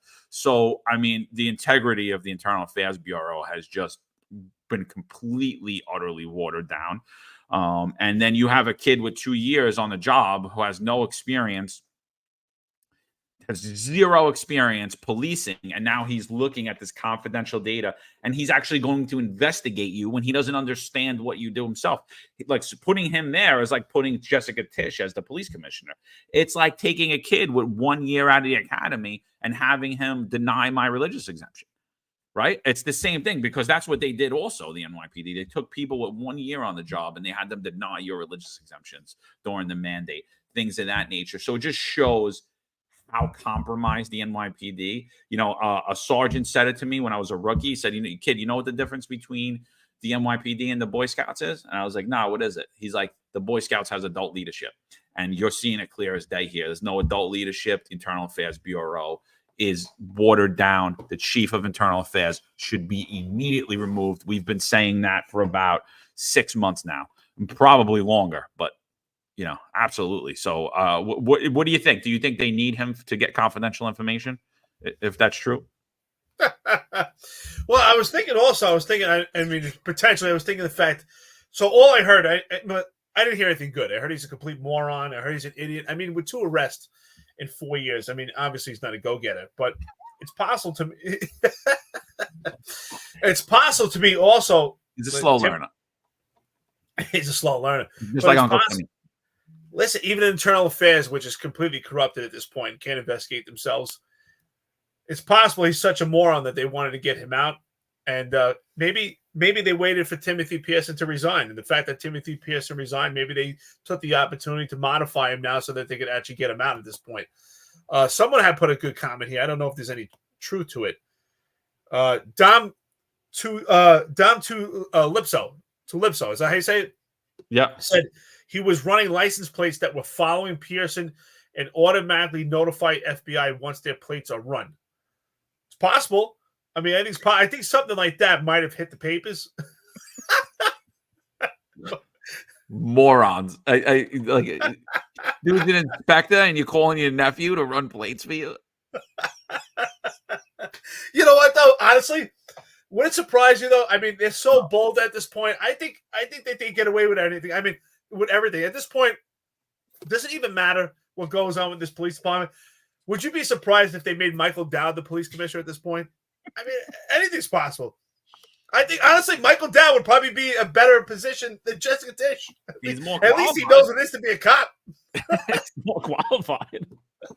So I actually wouldn't shock me. You know what? Now that someone said that, it wouldn't shock me if Timmy Pearson was calling his nephew, telling him to run plates, not knowing that this stuff's going back. Like that's insane. I mean, that's like we were taught that like the first day. Do not run plates unless you're seeking to get enforcement action, right? Unless you're looking to do enforcement action or you have a valid reason or it's related to a job, do not ever run a plate because you could get fired for that. So, so if he's doing that, he should absolutely be fired, the kid. And it'll be his uncle again that got him fired. So, and like I said, this entire administration has, because it's corrupted from the top, it has dirtied up so many people that shouldn't be dirtied up, This kid shouldn't even be in the position to be running plates. He should be answering 911 calls all day long, standing on foot posts. He shouldn't even be in the position to be doing favors for his uncle in the first place. So let's get that out of the way. He should be out on the street. And then when you look at what's being alleged with the extortion racket, where you have top executives now sending SOLs and their sergeants and their cops out to these bars to either take enforcement action against or dumb down the job and not take enforcement action against, they're being dirtied up by this entire administration. And they're putting good people in bad spots. Now, this kid's a moron, but I heard he's not too sharp, and he probably doesn't even know. The training's horrendous. He might not even know he's doing anything wrong. Oh, my uncle works for the mayor. He asked me to run a play for him. What's the big deal? I mean, you should know better because you're a cop, but I don't expect him to know better because he really was never a cop. So how would he know?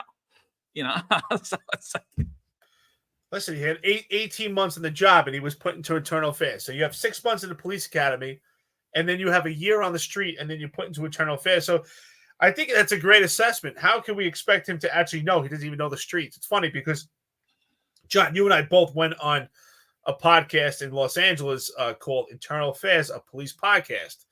And the podcaster, his name is Marlon Marachi, was an internal affairs cop in the LA Police Department most of his career. And we had a great discussion. And one of the questions he always asks, what do you think are the requirements for someone to be an internal affairs investigator?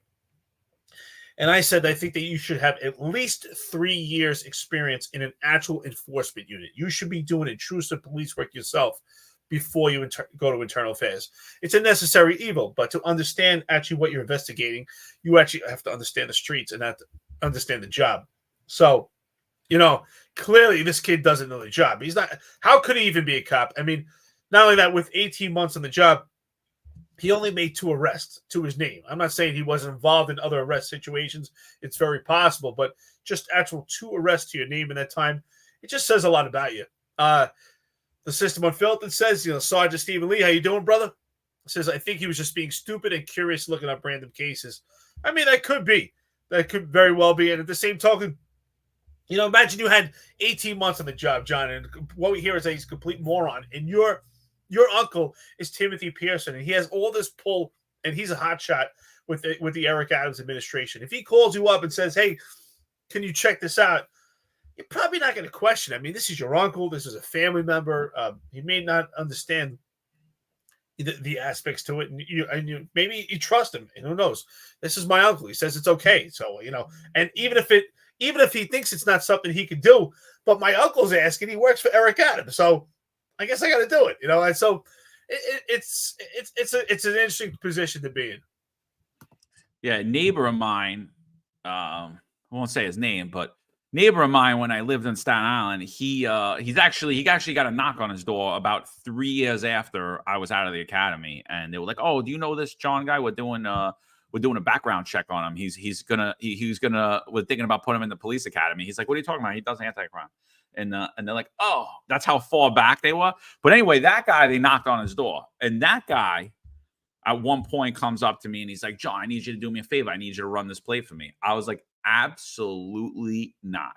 Appreciate it, but absolutely not. Don't ever ask me to do something like that ever again. And he's like, "I don't understand. What's the big deal?" I said, "The big deal is I don't know who the hell's watching you or who's watching your buddy or what plate you're giving me. And next thing I know, I'm going to run a plate and it either comes back to a cop that's following you or an FBI agent, and I'm going to get arrested and I'm going to get fired and I'm not going to have a job and I'm not going to be able to feed my kids. So absolutely not. I'm not going to do that." And I was a young cop. And again, I don't really know anybody on this job, but it made sense to not do that to me. It made sense to not run a play for me, but I get if your uncle's a top dog that works for the mayor, you looking at that a lot different. You looking at, somebody that you're like, I wonder what that guy does for a living. He's always at home and he drives nice cars and has a huge house and a ton of money. I wonder what that guy does. Maybe I don't run the play for that guy, but my uncle's a top dog in New York City. He works right for the mayor. Maybe you do it. You know what I mean? Maybe I do it at that point because I don't know, but I wouldn't, like I said, I don't think that they need the kid. Maybe for the plates, that would make more sense to me. But to look at the cases, IAB's already corrupted. So I don't think they need them. They could just call the chief. He'll tell them everything they need to know about the case. Right, Chief? You told them about our case, right? Maybe they could call Sergeant Galvez. Maybe he'll know what's going on with the case. Who is it here? The finance says, let me see. There was a good comment here. So the finance says they also take undercovers out of the academy for IAB. They don't want you to be exposed to being a cop. You're absolutely right. That is true, right? So the ideology for the police department is that when you become an undercover, they want you to go. It's ideal to become an undercover with the least amount of time as an actual police officer because you don't have that lingo built into you, that police department lingo. So that part is true. But I'm not sure if you go in as an undercover while you're in the police academy, I don't think that after 18 months you get a detective shield. I'm not sure. That's a good question. Maybe the System Unfiltered, a former Sergeant Stephen Lee, maybe he could also comment on that also. But you're absolutely right. 18 months, you get a detective shield. What's that? 18 months, you get a detective shield. So even if I don't know. So even if you go into as an undercover in the academy, 18 months you're a detective? They're not technically undercovers until they're called something else, so they're not getting shield. They're not on track. Those people. That's what I was saying. The finance said that they do take them while they're in the academy, which I know is true, but I don't think they actually get the track. Maybe I think you get points, right, or eligibility when it comes time to get into. They don't get anything. They just do nothing, right? IAB recruits them and they give information. They're just basically informants. So every command has somebody that works for internal affairs in there. So who the hell wants to do that? People I know do it. I guess it's a whole nother story, right? But People do it, but I'll tell you, like, it's more like just having a CI, like, oh, are you hearing anything about this? Oh, there's a guy dealing. You hearing anything? And I heard this, maybe, it's more like that than anything else. you know what's funny? I actually that was one of my dreams. Actually, I never wanted to be a cop. It was never on my radar. But once I became a cop, that's what I wanted to do. I was like, I would love to be an undercover narc, and I wanted to do that within my first couple of years. And the reason I didn't is because I was still in the Marine Corps Reserves. So I was, I couldn't grow a beard. I had to have a certain appearance while I was still in the Marine Reserves, and I was doing that a lot. So I missed a lot in my first couple of years because I was doing stuff with the Marines. But that was something that was always on my radar. But by the time it was too late, I'd already passed the test for sergeant and started moving up that route. But my hats off to the undercovers out there. They have a hard job. I give them a lot of credit. Yeah, absolutely. I mean, the undercover is a crazy job. That's a crazy job. I never wanted to do it. I had zero interest in it. I was always like, everybody knew me anyway. I couldn't do it. So it would have been the stupidest thing. Ron Layson put hashtag EDM. EDM, baby. Eric the Marine. Every time Eric says that he's a Marine, by the way, we'll have a count. Hashtag EDM. Every time he reminds us. Hey, Weldon Drain, it says Eric Ura, 2nd Battalion, 8 Marines, Fox Company, 2004-2008, Semper Fi, brother. Outstanding. Corruption Connection is a channel on YouTube. Check them out. Retired NYPD cop turned mob historian. Great channel. So listen, when we do the Crumbs docuseries, we're going to want you to do the voiceover, bro. All right. So you're going to break it all down. You're going to break down Crumbs, all the connections. But yeah, check out his thing. If you're into mob history, I am. So I'm a big fan of the channel. I always follow. Yeah. So appreciate you being on here. He says this is shaping up to be a good one. This is shaping up to be something for days. Like I said, I'm working on a book. There'll be numerous books. There'll be numerous movies. There'll be numerous docuseries. Can't wait to see them. I can't wait to see how this all plays out. But while we're waiting for it to play out, we'll keep bringing it to you. So this is what it is. We got 1,512 people on here in the live chat. If you guys could just do us a favor, like, subscribe, ring the bell. If you could do us a favor, if you're on social media, like and share, we appreciate it. Help grow the channel. So we're waiting to see if Jessica Tish is going to be announced. Eric, what do you think? Is it going to be Jessica Tish, in your opinion? Well, I can tell you this, right? When it comes to rumors, usually the cops know more than the chiefs when it comes to the NYPD. And the anonymous sources, the credible sources that I'm getting, they're saying Jessica Tish. That's why I think you're right. I think it's going to be Jessica Tish. I think she's going to be appointed. So with that being said, what I had said earlier, I don't want to go too off topic, but now that we're talking about Jessica Tish, do you agree with what I'm saying? I think that John Shell, Kaz Daughtry, the upper echelon of the police department, you will hear in the next week or so how great Jessica Tish is, how great her appointment is, her plans. She's so effective, so innovative. Do you think you're going to hear that type of verbiage coming out from these guys? What do you think? I think so. Oh my God! Of course, you're going to see all the political hacks on TV coming out. Oh, she's the best. They're going to talk about how great Donlon was. They're going to talk about how great Ed Caban was. The best. And it's funny, it's so funny. Like it's so funny. John Shell continuously knocks my career because I retired out of the facilities management division. He never points to the fact that I affected more arrests than him, and that the rank and file and the people who served with me, under me, or the people that supervised me liked me way better than they ever liked him. So he ignores all that fact. But he says nothing about Eric Adams, right? He says nothing about Eric Adams' career, nothing, that he's great, he's the best, he was a cop, he understands it, he's doing public safety. I can't wait to see what he's got to say about Jessica Tish, because it's going to be all of those same things about someone that was never a cop. These people are spineless. That's my biggest problem. And I'm so glad that we're doing this now. Like, I really am, because this really needed to be done. I used to watch the news. I want to throw my phone at the TV. I'm like, I can't believe what this dude's saying. Like, I can't believe that this guy's a cop and he's saying this. I can't believe that they're doing this. This is such a lie. It's not the truth. And so I'm so glad that there are now people out here in the sphere giving their opinion. They're retired cops giving their actual opinion. I mean, I'm not going to lie. Most of these cop shows that I watch, they're all just swinging the company narrative. They want to get to speak in events at the academy. They want the big sponsorships. They want the shout outs by the unions. They completely ignore us. They're like, oh, I never heard of that podcast. It's like, oh, wow, you never did? That's weird. I was like, that's so weird. You never did? But like, yeah, it's why you guys got no views, because everyone knows you're full of shit.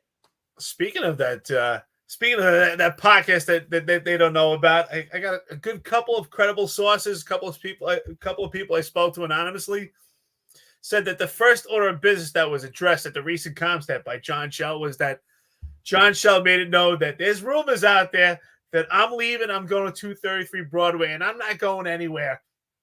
I'm here to stay. You might not be going to 233 Broadway. You're probably going to 500 Pearl Street, which is, if anybody knows, a 500 Pearl Street, that's the federal courthouse for the Southern District. But yeah, he wants to make it known. So it's a small podcast, but he's sure hearing our voices. Where is Juju today? Well, it sounds like, to me, I think that they are going to appoint the police commissioner probably today, because we don't see Juju here right now. So Juju's probably getting on his dress uniform, preparing for a ceremony. That's my assessment. Dom Tullipso, Jessica Tish Properties LLC is going to be a great commissioner. John Shell. Outstanding. Yeah. That's definitely coming. Yeah, hysterical. That is really funny. So I'm also hearing that Pearson's nephew potentially got modified for violating an order of protection. I don't know how true that is either. So we hear a lot of different things. We'll find out in the coming days. Like we said, we heard that the hell's her name? Victoria Perry, Chief Victoria Perry, in charge of the Community Affairs Bureau, home was raided. We heard that she's also in charge of the Noble organization that said that we're racist. So we don't know that that's true either. We'll find out about that. What we did tell you yesterday is that a Manhattan North executive's home was raided, and that was true. Turned out to be true. Inspector Kevin Taylor, that's related to the corruption scandal related around contracts, particularly one that went into the schools and the DOE, and that was he was formerly the commanding officer of the school safety division before abruptly being removed. So let's talk a little bit about our favorite sheriff. Howdy doody. Sheriff Miranda. Miranda, he's the best. Another big nose. Horrible appointment by the New York City Mayor Eric Adams. So Miranda had recently testified at a hearing in City Council where he was talking about Operation Padlock. Operation Padlock is where the sheriff's office, in conjunction with the NYPD, they have NYPD officers assigned to Sheriff Miranda, who's a former NYPD sergeant, by the way, and head of the NOLA, the National Office of Latino Association. So what they do is they go into these illegal marijuana shops and shut them down. So Justin Brannon, the finance chair, was asking Sheriff Miranda how much money has been seized for a forfeiture by the sheriff's office, to which Sheriff Miranda says, I don't believe any. We don't seize any money. I don't think we take any money. The NYPD does. What Sheriff Miranda fails to understand is that those NYPD officers are assigned to him. He's conducting the operation. He has operational leadership, so he should know how much money was taken. Then Justin Brannon asks him, well, how many arrests were made? And he's like, I don't know. The NYPD makes the arrest. So he doesn't know how much money that was confiscated from these raids. He doesn't know how many arrests were made, even though he's in charge of these operations. Clearly incompetence. Clear, utter incompetence. We started talking about it on this podcast. We did a couple of posts about it online, and then he called up and found over $100,000 in his office in cash. Didn't know where it came from. And then he claimed innocence. He's claiming innocence. So now it's coming out that not only is he being investigated for the funds, he's also being investigated because apparently people are making the allegation that not only was he going around taking funds from people, taking money from these businesses, taking product from these people, they weren't getting receipts for the money or for anything. So, like, you know what, they weren't getting their evidence wasn't saying, we took this from your store, here you go, whatever it is. We call it a voucher in the NYPD. They weren't getting those vouchers, but also that he was going around asking for donations for the organization that he's the president of. And if you didn't do that, it was under threat of, if you're not paying for my organization, if you're not giving me donations, we're going to come after you. Eric, what'd you think about that testimony? Well, first of all, before I go into testimony, I think it's a great comment by Yvette. Yvette, I appreciate you're on target here. Don't worry about these trolls. Yvette says, why is nobody calling for him to step down? You're absolutely right, because this administration is just clouded with suspicion. I mean, this entire administration, and he's obviously too bold and too much of an idiot to realize that he should step down and he should resign. But at this point, he kind of has to stay because he's embedded himself. His testimony to Justin Brannon that they don't know what arrest that they have, that they can't give you an actual number, or at least a roundabout approximate number of how much they seized, was actually ridiculous. And then the fact that they miraculously found the 150,000 and had to report it the next day is very suspicious in itself. But to me, that's another indication that there's possibly even more money that is unaccounted for, that could potentially be corrupted and could be seized for personal gain. Because how can you miraculously find 150,000? To me, maybe you found more. Because if you don't have any knowledge of how much money you have, how can you account for something that you didn't account for in the beginning? So again, I just think he's a complete moron, or he's a moron who's also on the take. I mean, it's one or the other, or it's both. So he needs to go, absolutely. But again, Yvette, I think at this point, I think he has to stay, because he put himself in this position where he's self-reporting himself. So at this point, I think if he resigns, it's even more suspicious. Like, hey, I failed at this testimony, and now I'm out the door after I self-reported this. So I think at this point, he's hanging on, by his last thread. Yeah, but you're 100% right. We actually did call for him to be removed, but we're calling for that from a mayor who should be removed as well. So I don't know who the hell we're yelling at. We're just yelling at you guys and each other, because obviously he should be removed. Like we said, it's that testimony is either pure incompetence or pure corruption, but either way, it's unacceptable. New York City deserves much better. This person has no business being in charge of the sheriff's office, so he should be removed. Here's Gail Brewer. Gail Brewer is a longtime member of city council. I think she was the Queensborough president at one time as well. Here's her talking about the investigation into Miranda. Do I have that up on the screen? Yes, I do. Let's see what Gail Brewer is saying about this.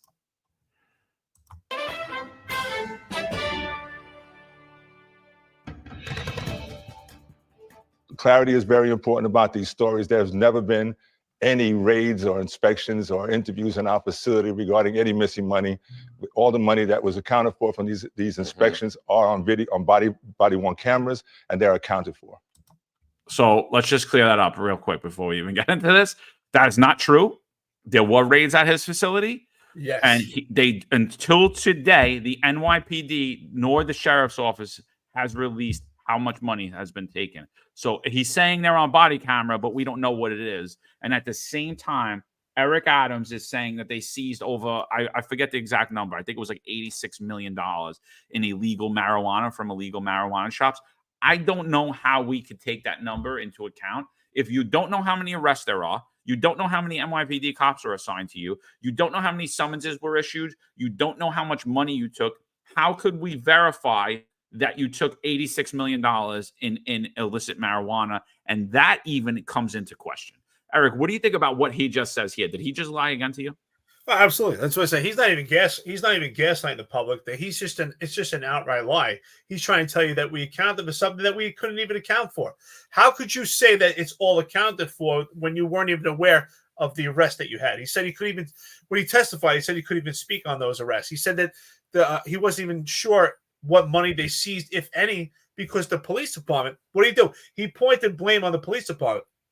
He said it was the police department's responsibility to vouch for the money. That's what he said. That's what he testified. He actually tried to pawn it off and say that he's not responsible for the accountability and auditing of funds seized by this department, which is absolutely ridiculous. This is a revenue-based department, the sheriff's office, completely civilian nature. That is their 100% their focus. So again, That's one thing I will credit to the NYPD is that the executives of the NYPD learn to control and conform data. And they have a book that has all the data. They don't necessarily have to memorize it, but they have to learn the ability to know how to find it. So if they are asked about a question they have to be responsible or accountable for, that they have the data and they know in their book of where to find it. And he can't even find it because he doesn't even admit to being responsible for it. He's saying the police department's responsible. And John, you and I both called it. We hit the mark on this. We both said at the time that there's a chain of custody when it comes to the money, and he can't put the blame on the police department. That even if the police department does do the voucher, which in fact they do, there's still a chain of custody, and the sheriff's office has to account for it. So here it's just a complete lie. Oh, absolutely. Yeah, I agree. I couldn't agree more. He's definitely lying. He's doubling down. All right, let's keep going. Let's see what the illustrious sheriff of New York City has to say. Welcome back to Inside City Hall. The city council is demanding that Sheriff Anthony Miranda, the man you just saw on your screen, turn over records related to the seizure of cash from unlicensed cannabis shops. This comes after the sheriff testified before the city council last month, saying that he did not, quote, believe that his deputies were illegally taking money. But smoke shop owners claim that thousands of dollars remain unaccounted for. Two city council members, including my next guest, are now asking that the sheriff turn over more details about the citywide Operation Padlock that seeks to crack down on unlicensed marijuana dispensaries. City Councilwoman Gail Brewer represents all or part of the neighborhoods of Hell's Kitchen, Midtown, and the Upper West Side. She's also the chair of the Committee on Oversight and Investigations. Welcome to the program. Good to see you. Thank you. So why are you asking for clarification? The sheriff came on our air and has said in other places that there have been no raids, there is no suspicion, and they've got evidence to back that up. Well, he had his hearing on September 17th. And I want to say I've been on raids with him, all above board, and hard job. And he's been doing a great job on closing the smoke shops. But he said, I'm just going to say right now, I like Gail a little bit, like she's courteous, but she has no idea what she's talking about here. Like she has absolutely no idea. Myself and Eric have pointed out where the failures have been on these raids, where the evidence has not been properly documented and cataloged. When you do search warrants, when you have a lot of property, you want to limit the amount of people that are in there. Every single item, everything needs to be documented, who recovered it, where it was recovered from. And these were all Photoshop media ops where there were hundreds of people in there, including media, right? Viral News New York City was in there at these raids, who him by himself, he also had a shipment of illegal marijuana seized from him. So he had no business to be in there by himself. And they were doing this and they were putting stuff on the table without properly documenting and cataloging where they got it from. The integrity of those scenes were absolutely awful. Gail Brewer has been around politics a long time, but she knows policing very little. I just want to say right there, like that is not an accurate statement. They have not been doing a good job. Like we've pointed it out for months at these raids that these are photo ops. And this is not how to conduct a search warrant. We even talked about, if this was your search warrant, would you let people in here and let the mayor be touching and sniffing the weed and do all this stuff? And the answer is no, because anyone that's done search warrants knows just how you're solely focused and worried about the inventory, about the property, about the cash. You could ask anyone that worked with me. If I ever had, even if I just had a collar where I had a lot of vouchers, a lot of stuff that needed to be vouchered, whether it be for safekeeping, investigatory, arrest evidence, whatever it be for, I was a nut. I was like, get out of here, get away from me, go in the other room. You want to play cop, go get your own arrest, and then you can learn how to do it. Because you're worried about, you don't want anything to go missing. You don't want things to get moved. And you don't want to say the wrong thing to the DA. Oh, I recovered it from here, when in fact you did not. So Eric, am I missing anything here? Is she on point that everything's on the up and up? Well, I think she's an nice lady, but I think she's full of it too. I think she's, I think she's a complete phony. Veronica Electron says it here, that she's a complete phony. I agree. I honestly, Veronica, you're right. I think she's a nice lady. You're right, but I think that she doesn't know what she's talking about here. This is completely not her wheelhouse. I've done numerous search warrants. That was, we did them constantly. As a crime sergeant, worked in the South Bronx, we did search warrants constantly, especially the Lower East Side, because the amount of narcotics there was just unbelievable. So we were doing sometimes 4 to 7 search warrants a month, along with doing anti-crime. And in those search warrants, I was very specific. And it was very specific in the plan that who was going to be in the room doing the search, who's actually going to be recovering the items, who's going to take the pictures. And we always had, and it was almost like a novel. We always had a timeline from the time that we had the TAC meeting, for the time we sat with ESU, for the times that we hit the door, the time everything was retrieved, the time that we took the photo, what bag we placed it into. Everything was strategically done. Everything was documented, especially when it came to narcotics and money. Every seizure was so important. We had a huge timeline that we could look back at and say, yes, this was recovered by Officer Joe at this time. The picture was taken. It was very specific. So I don't believe this at all, because we wanted to make sure that everything was documented properly. The chain of custody was always so important. And John, just like you, I was a nut also at the point when I would do the search warrants. If I had, it would happen plenty of times. I would have the commanding officer, and sometime there was, other high-ranking people. They just wanted to come in and see what was going on because we had some big seizures. And I would tell them straight up, listen, look, I get it. It's almost like window dressing. All right, look, but don't touch. And I would tell them straight out, don't touch anything, because if you touch it, I'm taking a picture of it, I'm putting you down as recovering, and you'll go to court. Don't touch it. So I absolutely agree. And the fact that they can't account for it, it just shows a complete failure. I mean, we can't even excuse him for it. He was a sergeant in the New York City Police Department. He knows very well documentation is so important in chain of custody with narcotics and money. Those two things, that was probably so important. Paul Haggerty, thank you so much. $20 to the podcast. Got to keep the lights on and only with oil. Total failure, solar, and windmills. Paul Haggerty, thank you, brother. Yeah, thanks, Paul. We appreciate it. So listen, we got 1,663 people on here. We're waiting for the resignation of Tom Donlon. If it comes while we're still on, we'll bring it live to you. We haven't heard anything yet. We haven't had any updates. But while we do that, we're talking about New York City Sheriff Anthony Miranda, his horrific, incompetent testimony before the city council. The fact that we still don't know how much money has been seized during Operation Padlock from these businesses, but yet we know how much product there is. Real leads into question. Again, we're saying right now, Sheriff Miranda needs to go, either incompetence or serious corruption, but either way, it doesn't matter. He can't be there. And yes, he was a former NYPD sergeant, but he obviously wasn't a good one. He obviously wasn't a good one. And just hearing Gail Brewer talk on this, I'm going to say right now, city council's not the place for this to be investigated. Let's go further into what she's saying in regards to this.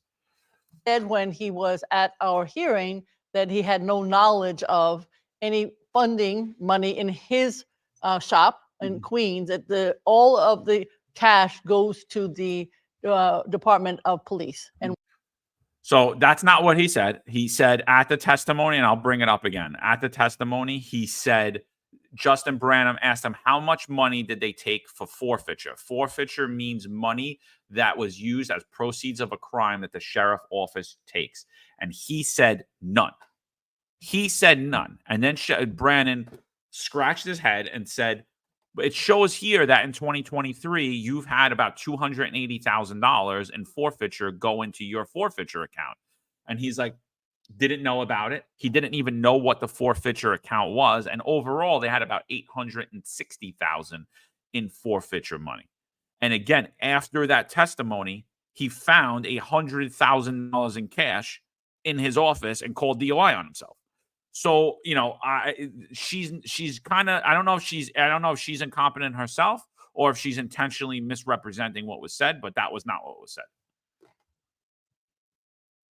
NYPD. However, as you know, there were raids soon thereafter in his office, and I don't know, somewhere between 10,000 and 100,000 so I guess some lying around and some in a safe was found. So there was a raid and there was cash found. So if he said he didn't know about it, it's hard not to know about $100,000 in your office. So. All right, what do you think about that? So she steps it up a little bit here. She basically says he's lying. There was raids at his office. And the question was never about if he has money in his office.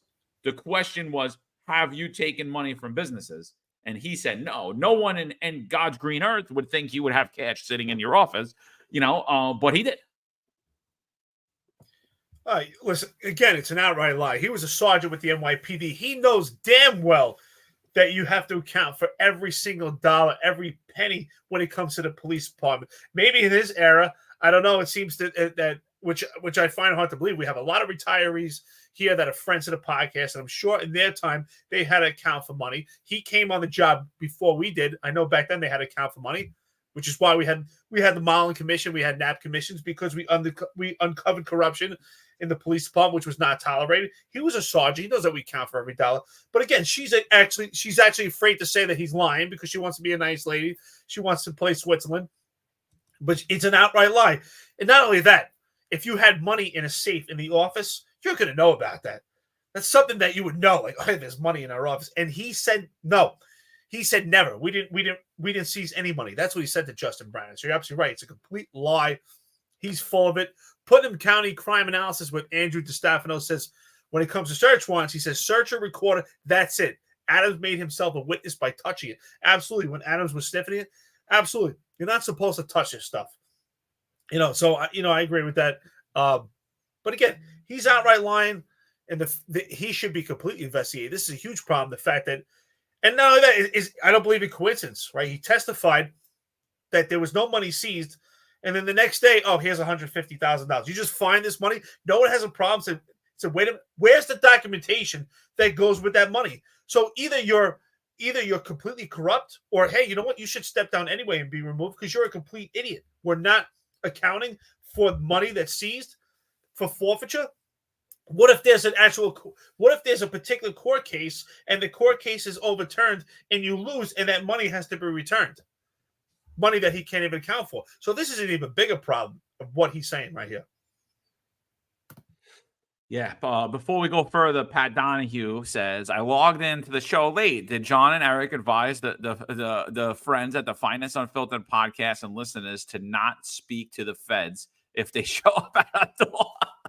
So that actually comes out from the Detective Endowment Association. They told their members that they're not under requirement to speak to the feds if they show up at that door. Again, the NYPD is looking more like a mob family than they are someone that should be the largest law enforcement agency in the country. I do, however, want to say that, there have been corruption scandals in the past where the feds knocked on people's door, and if officers did not cooperate with them, they were immediately suspended. The fear that officers have is that if they say anything to the feds, it can and will be used against them, and potentially they could be charged with lying to the feds because their threshold of what a lie is a lot less than actually to prove in a city court. So people are worried about going to jail for nonsensical things. But again, if you're involved in corruption, I mean, shame on you. If the feds are just questioning you, I don't see what you should just don't lie. That's how I look at it, but you're under no obligation. You always have the right to remain silent in anything. The DEA is saying that you have that right. Will they support you? I doubt it. I mean, because like I said, the past corruption scandal that broke out that labeled Philip Banks as an unindicted co-conspirator, anyone who didn't speak to the feds was immediately suspended, and those that did were immediately modified. Here is a lot different because people are getting their phones taken, they're under federal investigation, and they are not being modified, and I don't understand why not. So I agree with you, right? I agree. Absolutely. You should tell the truth. I have no problem with it. If the feds question you and if you have nothing to hide, do you speak on it? Just tell the truth. It's not hard to tell the truth. Honestly, John, it really isn't. There's 1,000 ways to tell a lie, and there's one way to tell the truth. So I don't think it's a difficult thing to tell the truth. Now, I understand the messaging by the DA, but I think the manner that they put out the message was not clear, and I think they should have put out a better message. I get it. We do not want our police officers, maybe because they're nervous, or to make a mistake and be caught up in a potential lie and cause their actual arrest. And what they were saying was that if you're going to that you have a right to remain silent, that you have, you're not to invoke your Fifth Amendment, which I agree, because you don't want to say the wrong thing. So what they're saying is you should be represented by legal counsel. Now, what I'm saying with that is, okay, fine.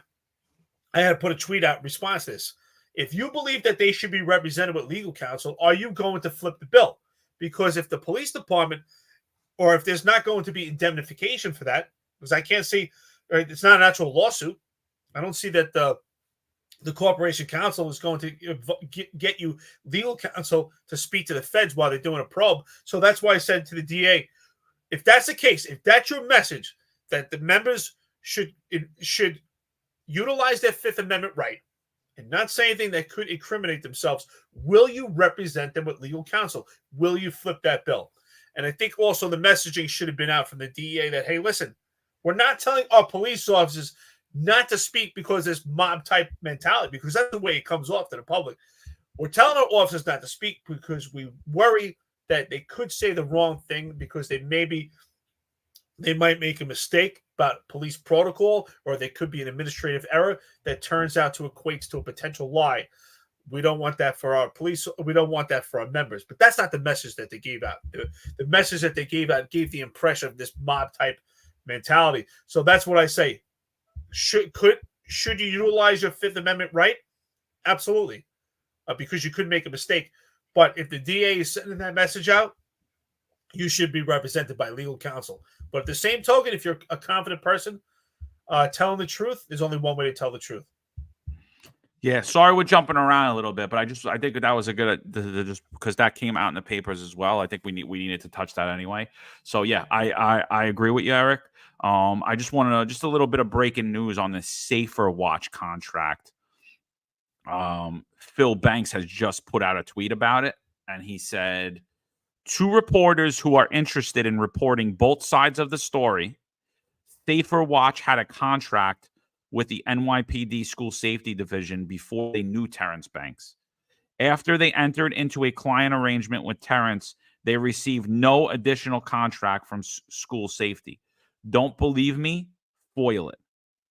So, yeah, I mean, so that's what he's saying. He's saying before. So my question to you, Phil, is this.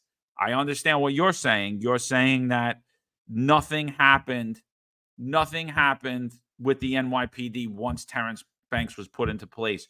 But did that Safer Watch contract happen under your reign? You and Timothy Pearson's reign. Did they enter into that contract under the Adams administration, or was that contract put into place and under the prior administration? That's my question for you, Phil Banks. Let's see if you answer that. We'll see. But yeah, so he spoke on the Safer Watch contract. If you look, his X handle is at PB3 Banks. That's weird. I don't even follow him. I don't even know how that popped up in my phone, but that was interesting. So I just shared it on my X. I said he speaks on it. I will ask him the question when we get off. If he's not, he's probably listening to this now. So Phil, if you could just answer it, we appreciate it. If you ask Phil and Banks that, he would tell you to go get a mint. That's what I'll tell you. That's his only response. He wouldn't answer the question. It's the clown hour. It's the clown hour, baby. It sure is. Clown hour according to Philip Banks. But this time he's the clown, and he's run the circus. All right. So let's see. Let's see what else we got about this, about Miranda. Here we go. Oh, there were raids. Now the question is, we want the data. How much was collected by you? How much was collected by NYPD? Exactly what is the who's keeping track of it, etc. I mean, there's all the data issues. It's not just cash. It's also the fact that you've been penalizing, as you should, all of these shops. How much has how the shops been penalized? Why is it not being collected? There are just so many unanswered questions from the sheriff. I should mention that New York One has been looking into this as well, and we've confirmed that about 30 stores, or according to their attorney, about 30 stores through their attorney say that about $80,000 was taken from them, and they want an accounting for it as well. Because even if you have violated the law, even if you're going to be fined, even if there are going to be some legal consequences, if they take your stuff, they're supposed to give it back. Correct. They're supposed to keep track of it. Yeah. Okay. To keep track of it. Well, I mean, a City Hall spokesperson said that when Miranda eventually became aware of the cash at his headquarters, he alerted the Department of Finance, which in turn alerted the Department of Investigation. Does that satisfy you as far as the sequence of what was supposed to happen? I don't think the questions are all answered. I think it's good that the Department of Investigation is doing an investigation. They're the ones that did the raid. They're the ones that do the follow-up. But the issue for us is if you say that there's nothing in the office and it's all gone to police, that's a little surprising. Let me tell you why. I was with him before this project started. We did tobacco raids, which included cannabis, but we mostly were there for tobacco. I saw cash, to his credit, taken along with the edibles and the other illegal product. That was before this event. So let's say, what happened to that cash? In other words, all of it has to be accounted for. On the raids that you accompanied them on, did you see them like vouchering it? Yes. You know, collecting it and videotaping the count and everything like that? I saw all of that. Okay. I saw all that, but we don't know what happens afterwards. That's our question. Got it. You know, just generally data. We also want to know, okay, so you've done close or maybe a. So just to clarify, she didn't see them vouch or anything. She saw them remove it. That's all she saw. And we know that stuff was removed from the store, you know. So I don't know what she saw all of it. I don't know what you're saying, Gail. Like, yeah, you were at the raid, and you saw them remove product and money, but you didn't see how they accounted for it, you know. And what we said prior is the way that they handled that search warrant was not systematic and was not proper. Again, Gail doesn't know that. I don't blame her. I don't blame any city council person for not knowing that, especially she's been around a long time, a lot longer than other people. You know, like I know Vicky Paldino's her first term. She's been on these raids. I don't expect her to know because she only knows what she's seen from this administration. And I'm telling you right now, what you're seeing from this administration is not proper on how to act. The NYPD, I can't speak for them currently, but when I was a cop, that's exactly how it's supposed to be done. Items are supposed to be cataloged, logged, brought directly into evidence. No one in there is supposed to be touching them. Not the mayor, not his people, not anyone. They shouldn't even be on the search warrants. They shouldn't be there sniffing it. And even the council people, there's no need for you to be there. If you want to be there, if you want to observe, you could be there to observe, but that is it. We don't need a mayor sniffing marijuana bags. Doesn't matter. That's the bottom line, John. When you do a search warrant, it has to be treated like a crime scene, right? Only the necessary hands have to be touching these items because you could be compromising potential evidence and seizures. So what she testified to just now, what she said is that she saw the actual seizures. Yes, you saw the exchange. You saw the sheriff's office take this property into their possession. So I don't think she really understands what it means that they vouch it, because she's saying, "Oh yeah, they vouch it." So she does, and you know, and like you said, John, I don't expect her to understand that when you vouch for something, that we're actually documenting and properly, chronologically inventorying the property seized, whether it's narcotics, whether it's weed, whether it's money, whatever the case is. In this particular case, so she doesn't understand actual vouch. So yes, but she did say, she kind of alluded to it. She said, "Well, they did take it to their possession." And I don't know what happens after that. And that's the reality. You don't know, Gail. You don't know what happens after that. You didn't actually see them do the vouchers because that's something that's going to be done back at their command, where they chronologically inventory the information onto the actual voucher documents itself. So she doesn't know. And like you said, we don't expect it to. What she saw is what she saw with the naked eye, and she saw the actual seizures, and she doesn't know how much they took either, because this is all happening quickly. And again, it should be treated like a crime scene. No one should be touching these items, only specific people, because we could be compromising. And this whole operation is completely compromised. What she didn't say, and then this could have been something that she could have said. She could have said, "I saw them itemizing it. I could have saw them taking proper documentation." She never said that. She just saw them take it into their possession. Yeah, I'm not understanding that, but whatever. But she's basically, she must have some type of relationship with Miranda. But you know, she's not. I'm not saying that she's covering up for him, but she's just, I don't know. Her wording's just awful. All right, let's listen further. 1,000, which is fabulous, but we had 3,000, right? So what happened to the other 2,000? Where's all this data? And we've been asking for 311 data. Right now, if you call 311 to complain, it goes to his office. We don't know what that data is. Whereas if you call Department of Finance about a property tax issue, you'll get an answer. Property taxes, 500 people called about property taxes. This data is missing. I see. In general, are you satisfied with the pace of the progress? You say about 1/3 of the illegal shops have been closed. People feel very comfortable that they've been, their neighborhoods are feeling like there have been a lot of closed shops. Yes, but as I said, if you look at the big picture, we want to know what is the challenge for not having the data for the shops that we don't know what happened to them. Maybe they closed on their own. Right. All of that data needs to be available to the public. As a side note, does the council still swear witnesses in, and are there penalties if somebody gives you false testimony? Definitely sworn in. Every single witness, particularly from the administration, is Got it. sworn in. I think we haven't, this is a situation where he actually said, not to my knowledge about the issue of whether there's cash in his office. To me, we don't know whether that's truth or not, depending on who you're talking to. Got it. So I think he was very careful about what he said there. And a lot of people make the claim that Miranda's not as dumb as he appears, and he didn't want to get locked into a statement. So that's why he played dumb there. The other issue, I think, when you look around the marijuana licensing, there was a lot of talks about that it was almost impossible to get a license unless you knew people. And they were saying there was a lot of corruption surrounding businesses being able to legally sell marijuana in New York City.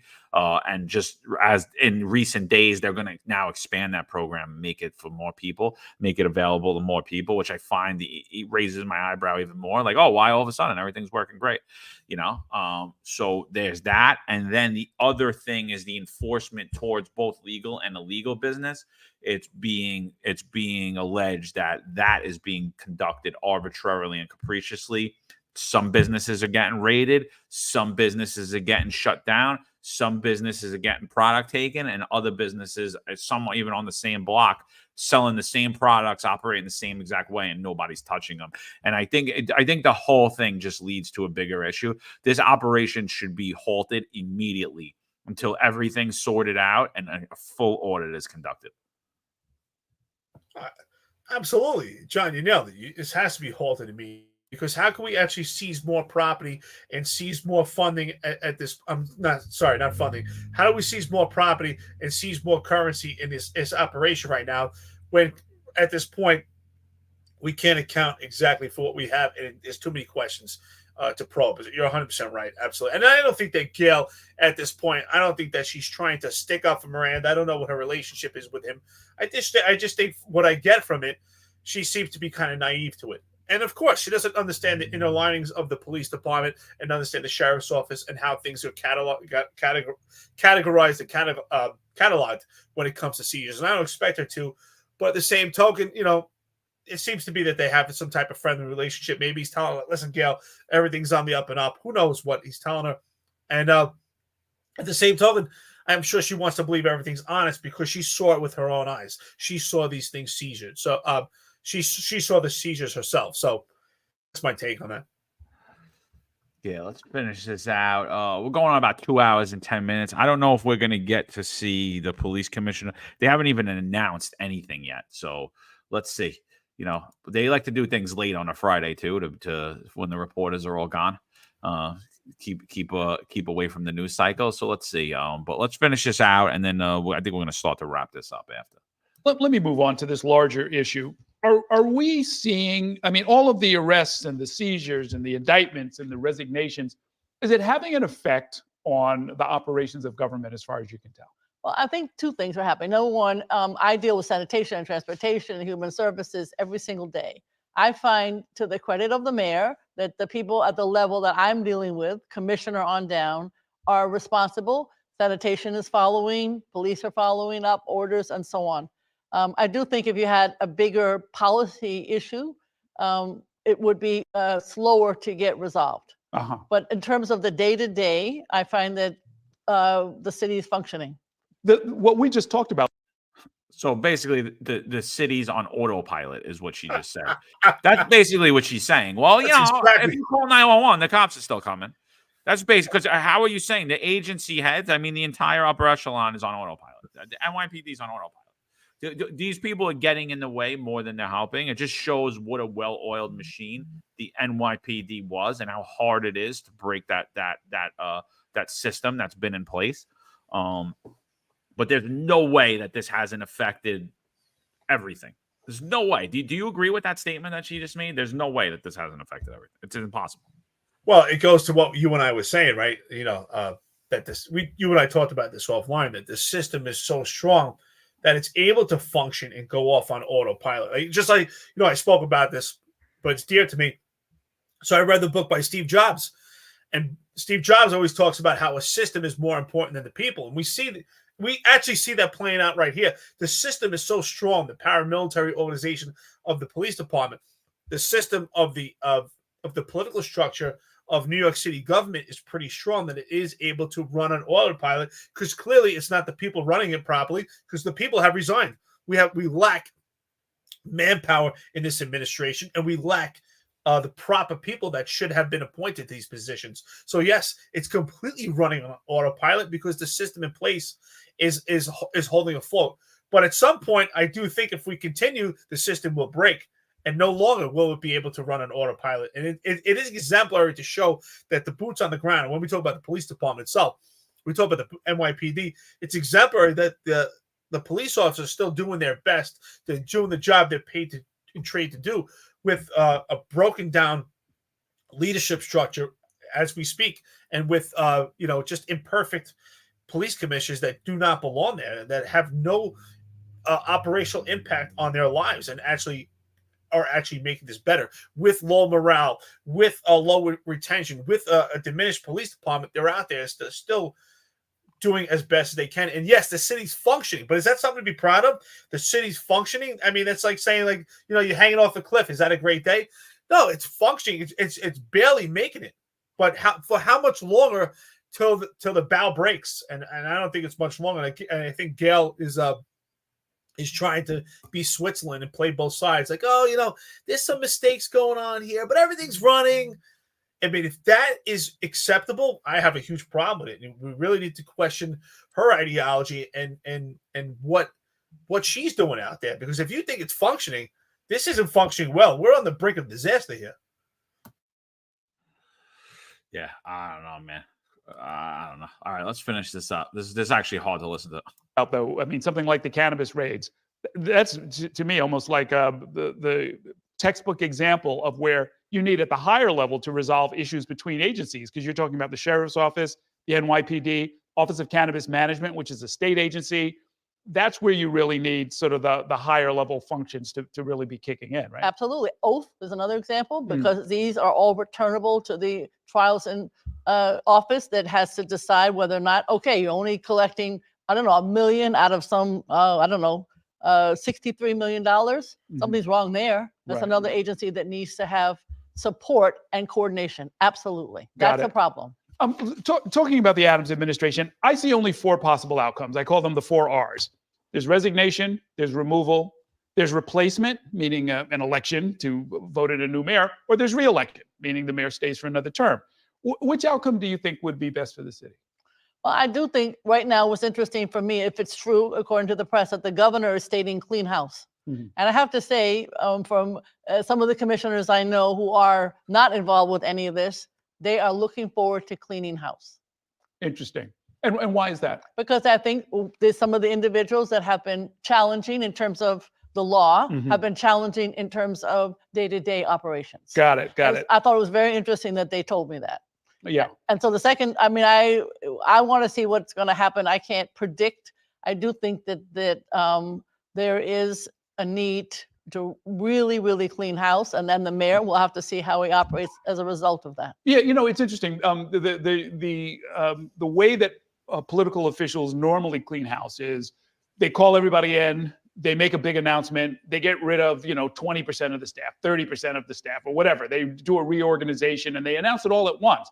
This mayor seems to be doing it kind of one by one on an ad hoc basis and telling us, at least in the media every day, this is all normal. This is no big deal. Is that working for you? Well, it's not normal. That's number one. It's not normal at all. And I do think that has a loyalty to people who he should not have loyalty to, people who shouldn't have had jobs in the first place, in my opinion.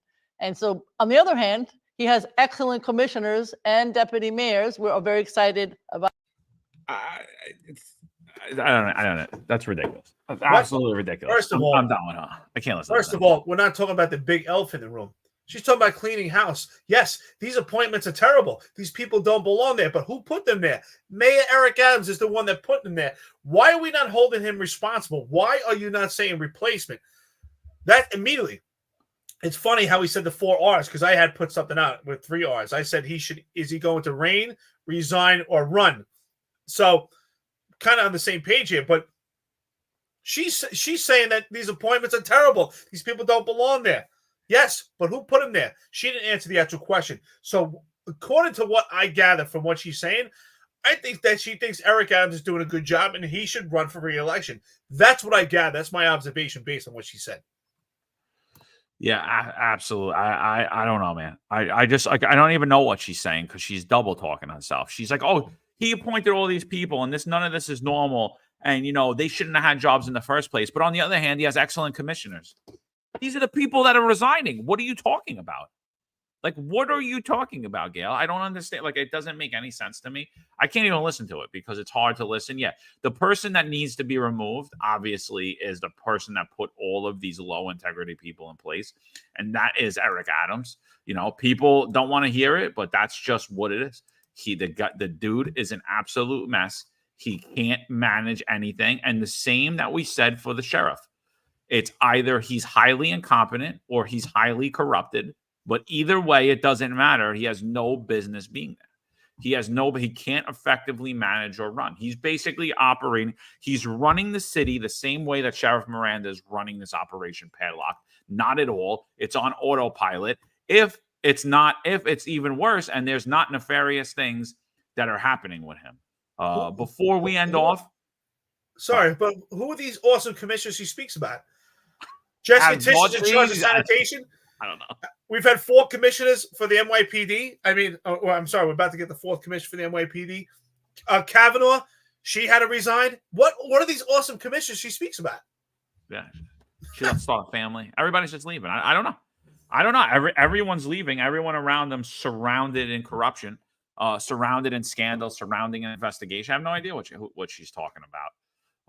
But I don't know. I don't know, Gail. Yeah, I think it's time for you to hang it up too. I think you had enough. You made enough pension money off of the city of New York. I think it's time for you to hang it up too. And this is the problem, people. There's no way to go. City council is supposed to provide oversight to New York City, but it's basically run by Marxist leftists. Gail's, she's definitely like a left-wing Democrat, but I don't want to say she's a leftist Marxist. She's obviously not too intelligent, as you could see here. Like she's not really honing in on what the issue is, and she's running cover for the mayor and Miranda, while at the same time she's acknowledging that there are serious problems. So I'm not understanding what she's saying here, and this is the problem: is there's no effective leadership in New York City, and this is what will happen throughout the country if we keep apathetic, uninformed voters. People need to get involved and understand what's going on out there. This isn't hard to do. This is should we put people like this in charge? Obviously not. Real quick, we were talking about that Tom Donlon's expected to resign today. Doesn't look like that's happening anytime soon. We haven't got any updates on that as well. But expected to replace him is Jessica Tish, who is the head of the Department of Sanitation. We ran who Jessica Tish is. She's a billionaire heiress who in 6 years' time went from a crime analyst to a deputy commissioner in the NYPD to being in charge of the Department of Sanitation. We don't believe that's an appointment. Let's just end on this. When she was put as deputy commissioner of Information Technology Bureau in the NYPD, we purchased 36,000 cell phones that were useless. This article is from August 28th of 2017. It's by Tina Moore. The NYPD has to scrap 36,000 smartphones it gave to cops over the past 2 years because they're already obsolete and can't be upgraded, the Post has learned. The city bought Microsoft-based Nokia smartphones as part of a $116 million NYPD mobility initiative that Mayor de Blasio touted as a huge step into the 21st century. I'm surprised it wasn't a game changer like we continuously hear. But just months after the last phone was handed out, officials began replacing them with all brand new iPhones by the end of the year. The move follows Microsoft's recent decision to stop supporting the operating system that runs the NYPD devices and nearly a dozen custom engineered apps. Law enforcement sources blamed the boondoggle on the NYPD Deputy Commissioner of Information Technology, with one saying she drove the whole process. Nobody purchases 36,000 phones based on the judgment of one person, a source says. I don't care if you're Jesus effing Christ, you get a panel of experts. Technology experts have long questioned the NYPD's decision to choose Microsoft-based phones over those that run on Google Android software or Apple's iOS. The NYPD's decision to go with Microsoft's mobile operating system seemed to confound me more than a few, since Windows iPhone 2.3% US market share is anemic when compared to Android's 65.2% and iOS's 30.9%. Read an article on tech news site Digital Trends in October. CNET, the popular site for tech news and reviews, also expressed dismay at the NYPD's choice. You read that right. Life and death situations rely on outdated phones running Microsoft Windows Phone software. Read an October report, which was posted with the headline, "The NYPD's official crime-fighting phone."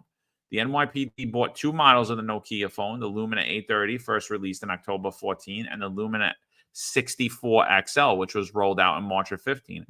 By comparison, the Apple unveiled its iPhone 6 in September 14 and since has updated its flagship product 3 times. Recent reports have said Apple will launch yet another version of the iPhone 8 on September 12th. Both of the NYPD phones and their Microsoft engineered apps run on Windows 8.1 operating system, which the company announced it would no longer support after July 11th. An article on Forbes marked the occasion with the declaration, "Windows Phone is dead."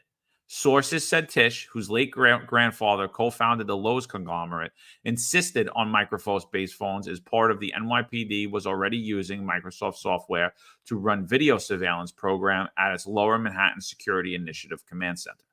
She was in charge. It was her project. No question about that, a source says.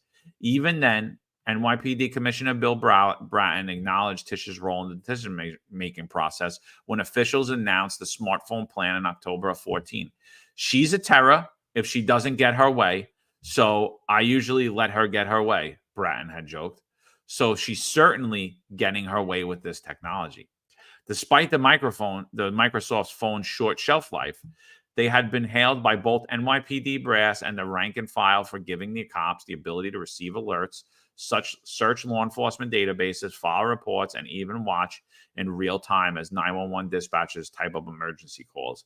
An NYPD spokesperson for the department wouldn't discuss the cell phone situation until Tish returned from vacation on Monday. What do you think about that? Again, epic fail, brother. And like I said, her job with the police department was completely compartmentalized to technology. Whether it was a failure or not, it was compartmentalized. She doesn't have leadership experience in law enforcement. This is going to be an epic fail. This is going to be a major epic fail. But I got to laugh here. Patrick Donahue says technology experts. Guess that means Eric is not eligible for Starlink. LOL. But this is an epic fail. I mean, they had to go through different phones constantly over and over. It should have been a pilot program just with a couple of cops, maybe a small unit. It cost the city millions of dollars. And of course, she's not going to feel the effects of that because she's a billionaire heiress. So she doesn't understand, how people day to day, can suffer and how people like John and myself in retirement are active friends and listeners on the podcast here are in retirement themselves, that we're outside New York City. We're concerned about New York City because our pension is extremely valuable to us. And she doesn't understand a pension. Again, she can't relate. This, I think, is going to be, this actually might be the worst appointment out of all of them because she has zero understanding of zero police work. And there's going to be no connection between her and the actual rank and file. At least Ed Caban would go out with the Hispanic Society party with them. I mean, there's absolutely no connection here at all.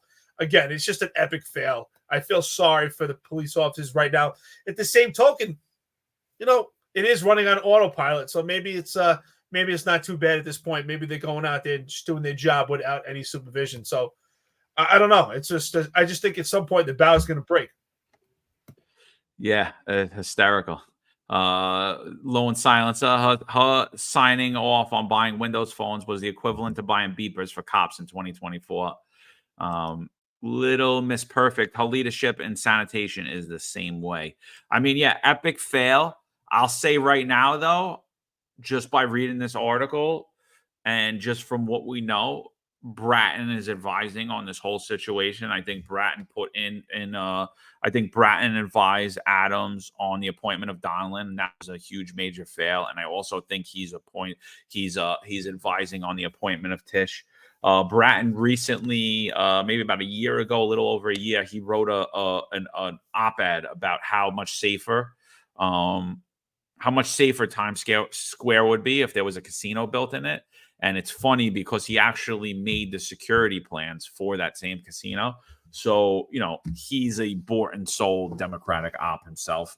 So I think that the disappointment will be just another large failure in the Eric Adams administration. So this will be historic when it comes out. I don't know that we'll go live again. We'll probably just talk about it on Monday. Maybe we'll do a space at some point this weekend about it. But we'll definitely go live on Monday once these appointments happen. Anything else that happens over the weekend, any raids, any arrests, anything further that we hear, people stepping down. I think you're going to see some announcements today, probably towards the end of the day. We'll definitely bring that to you. But yeah, I'm going to say right now, this is a horrific appointment, and this is another first in the Eric Adams administration. This will be the fourth police commissioner in one term, in less than one term. Has not happened in New York State and New York City prior. Other commissioner, the other mayor who had three, who he's tied with, Jimmy Walker, he was about to be removed by then New York Governor Franklin Delano Roosevelt, but he instead, because he was entrapped in a corruption scandal involving him in the New York City Police Department, instead he resigned his position. Eric Adams is beating Jimmy Walker, and I think he's beating O'Dwyer as well. I think it already is. Eric Adams appears to be the most corrupt mayor in New York City history, and that's saying something, people. Not according to Gail. According to Gail, Eric Adams needs to clean house, right? He's doing a great job. He needs to fix this.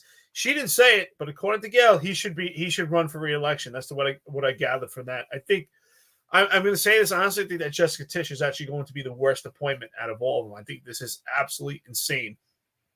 And I'm not picking on her because she's a rich girl. Honestly, I could care less. I'm happy for her. I wish everybody in life was rich and enjoy the fruits of wealth.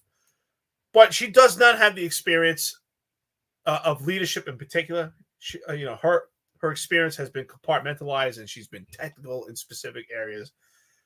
But to lead the largest iconic police department in the entire world, this is insane. This is insane. It really is. And she's not up for the job. Again, I'm going to predict if Eric Adams stays in office, you will see 5 police commissioners. There will be one after this also. I'm going to make that prediction right now. John, what do you think about that? AJ says, I think the job is purposely putting the announcement later so you guys don't criticize about it in real time. It's funny, dude. It's real funny because what happened yesterday, the minute we went off, right? The minute we went off, you saw that there was a raid on Inspector Taylor, like we were talking about. All the news that we said, and then immediately upon us getting off, the news broke. Oh, we're expecting a new police commissioner. We're expecting Donlon to get, and I'm like, that's so coincidental. Like the minute we drop out, the minute we got off.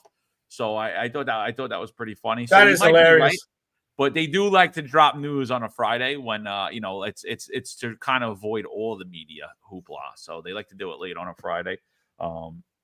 To try to avoid the news cycle.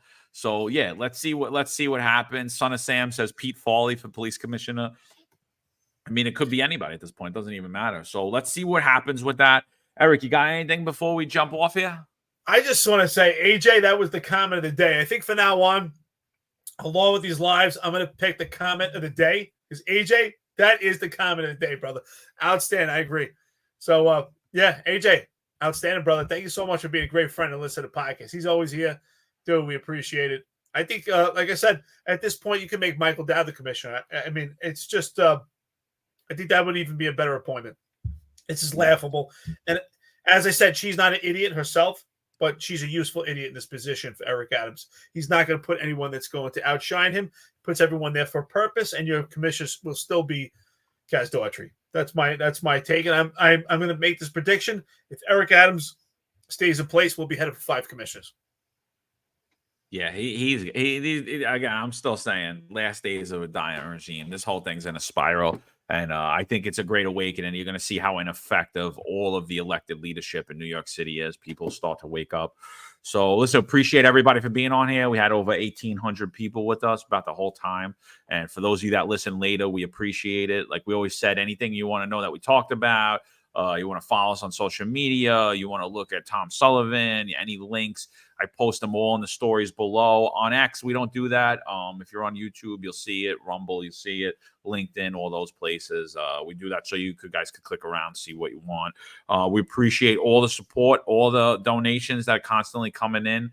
We try to get to every comment. Unfortunately, I don't think we get to all of them all the time. We did have Juju join us late. Juju, submit a 28. We're taking the whole day from you, and you get an CD because you didn't call up after the day off. Maybe Juju is going to be the police commissioner. Juju, are you going to be the police commissioner for the New York City Police Department? Juju, you can let them know. You can let the mayor. You can let the mayor know. Go up. We're gonna get off now. We're just gonna run our ads. If it goes up while we're running the ads, though, we're gonna stop running the ads and we're gonna stay on. So. he's letting them know right now. Don't step down yet. Hold on. Monitor. Juju, I'll pull those ads right now. We'll go right back up. Juju, we love you, man. We love you. I hope to have a cigar with you one day. All right, guys. Thanks for tuning in. Find us on Unfiltered. Yep. We'll be back at you Monday, 8:05 live.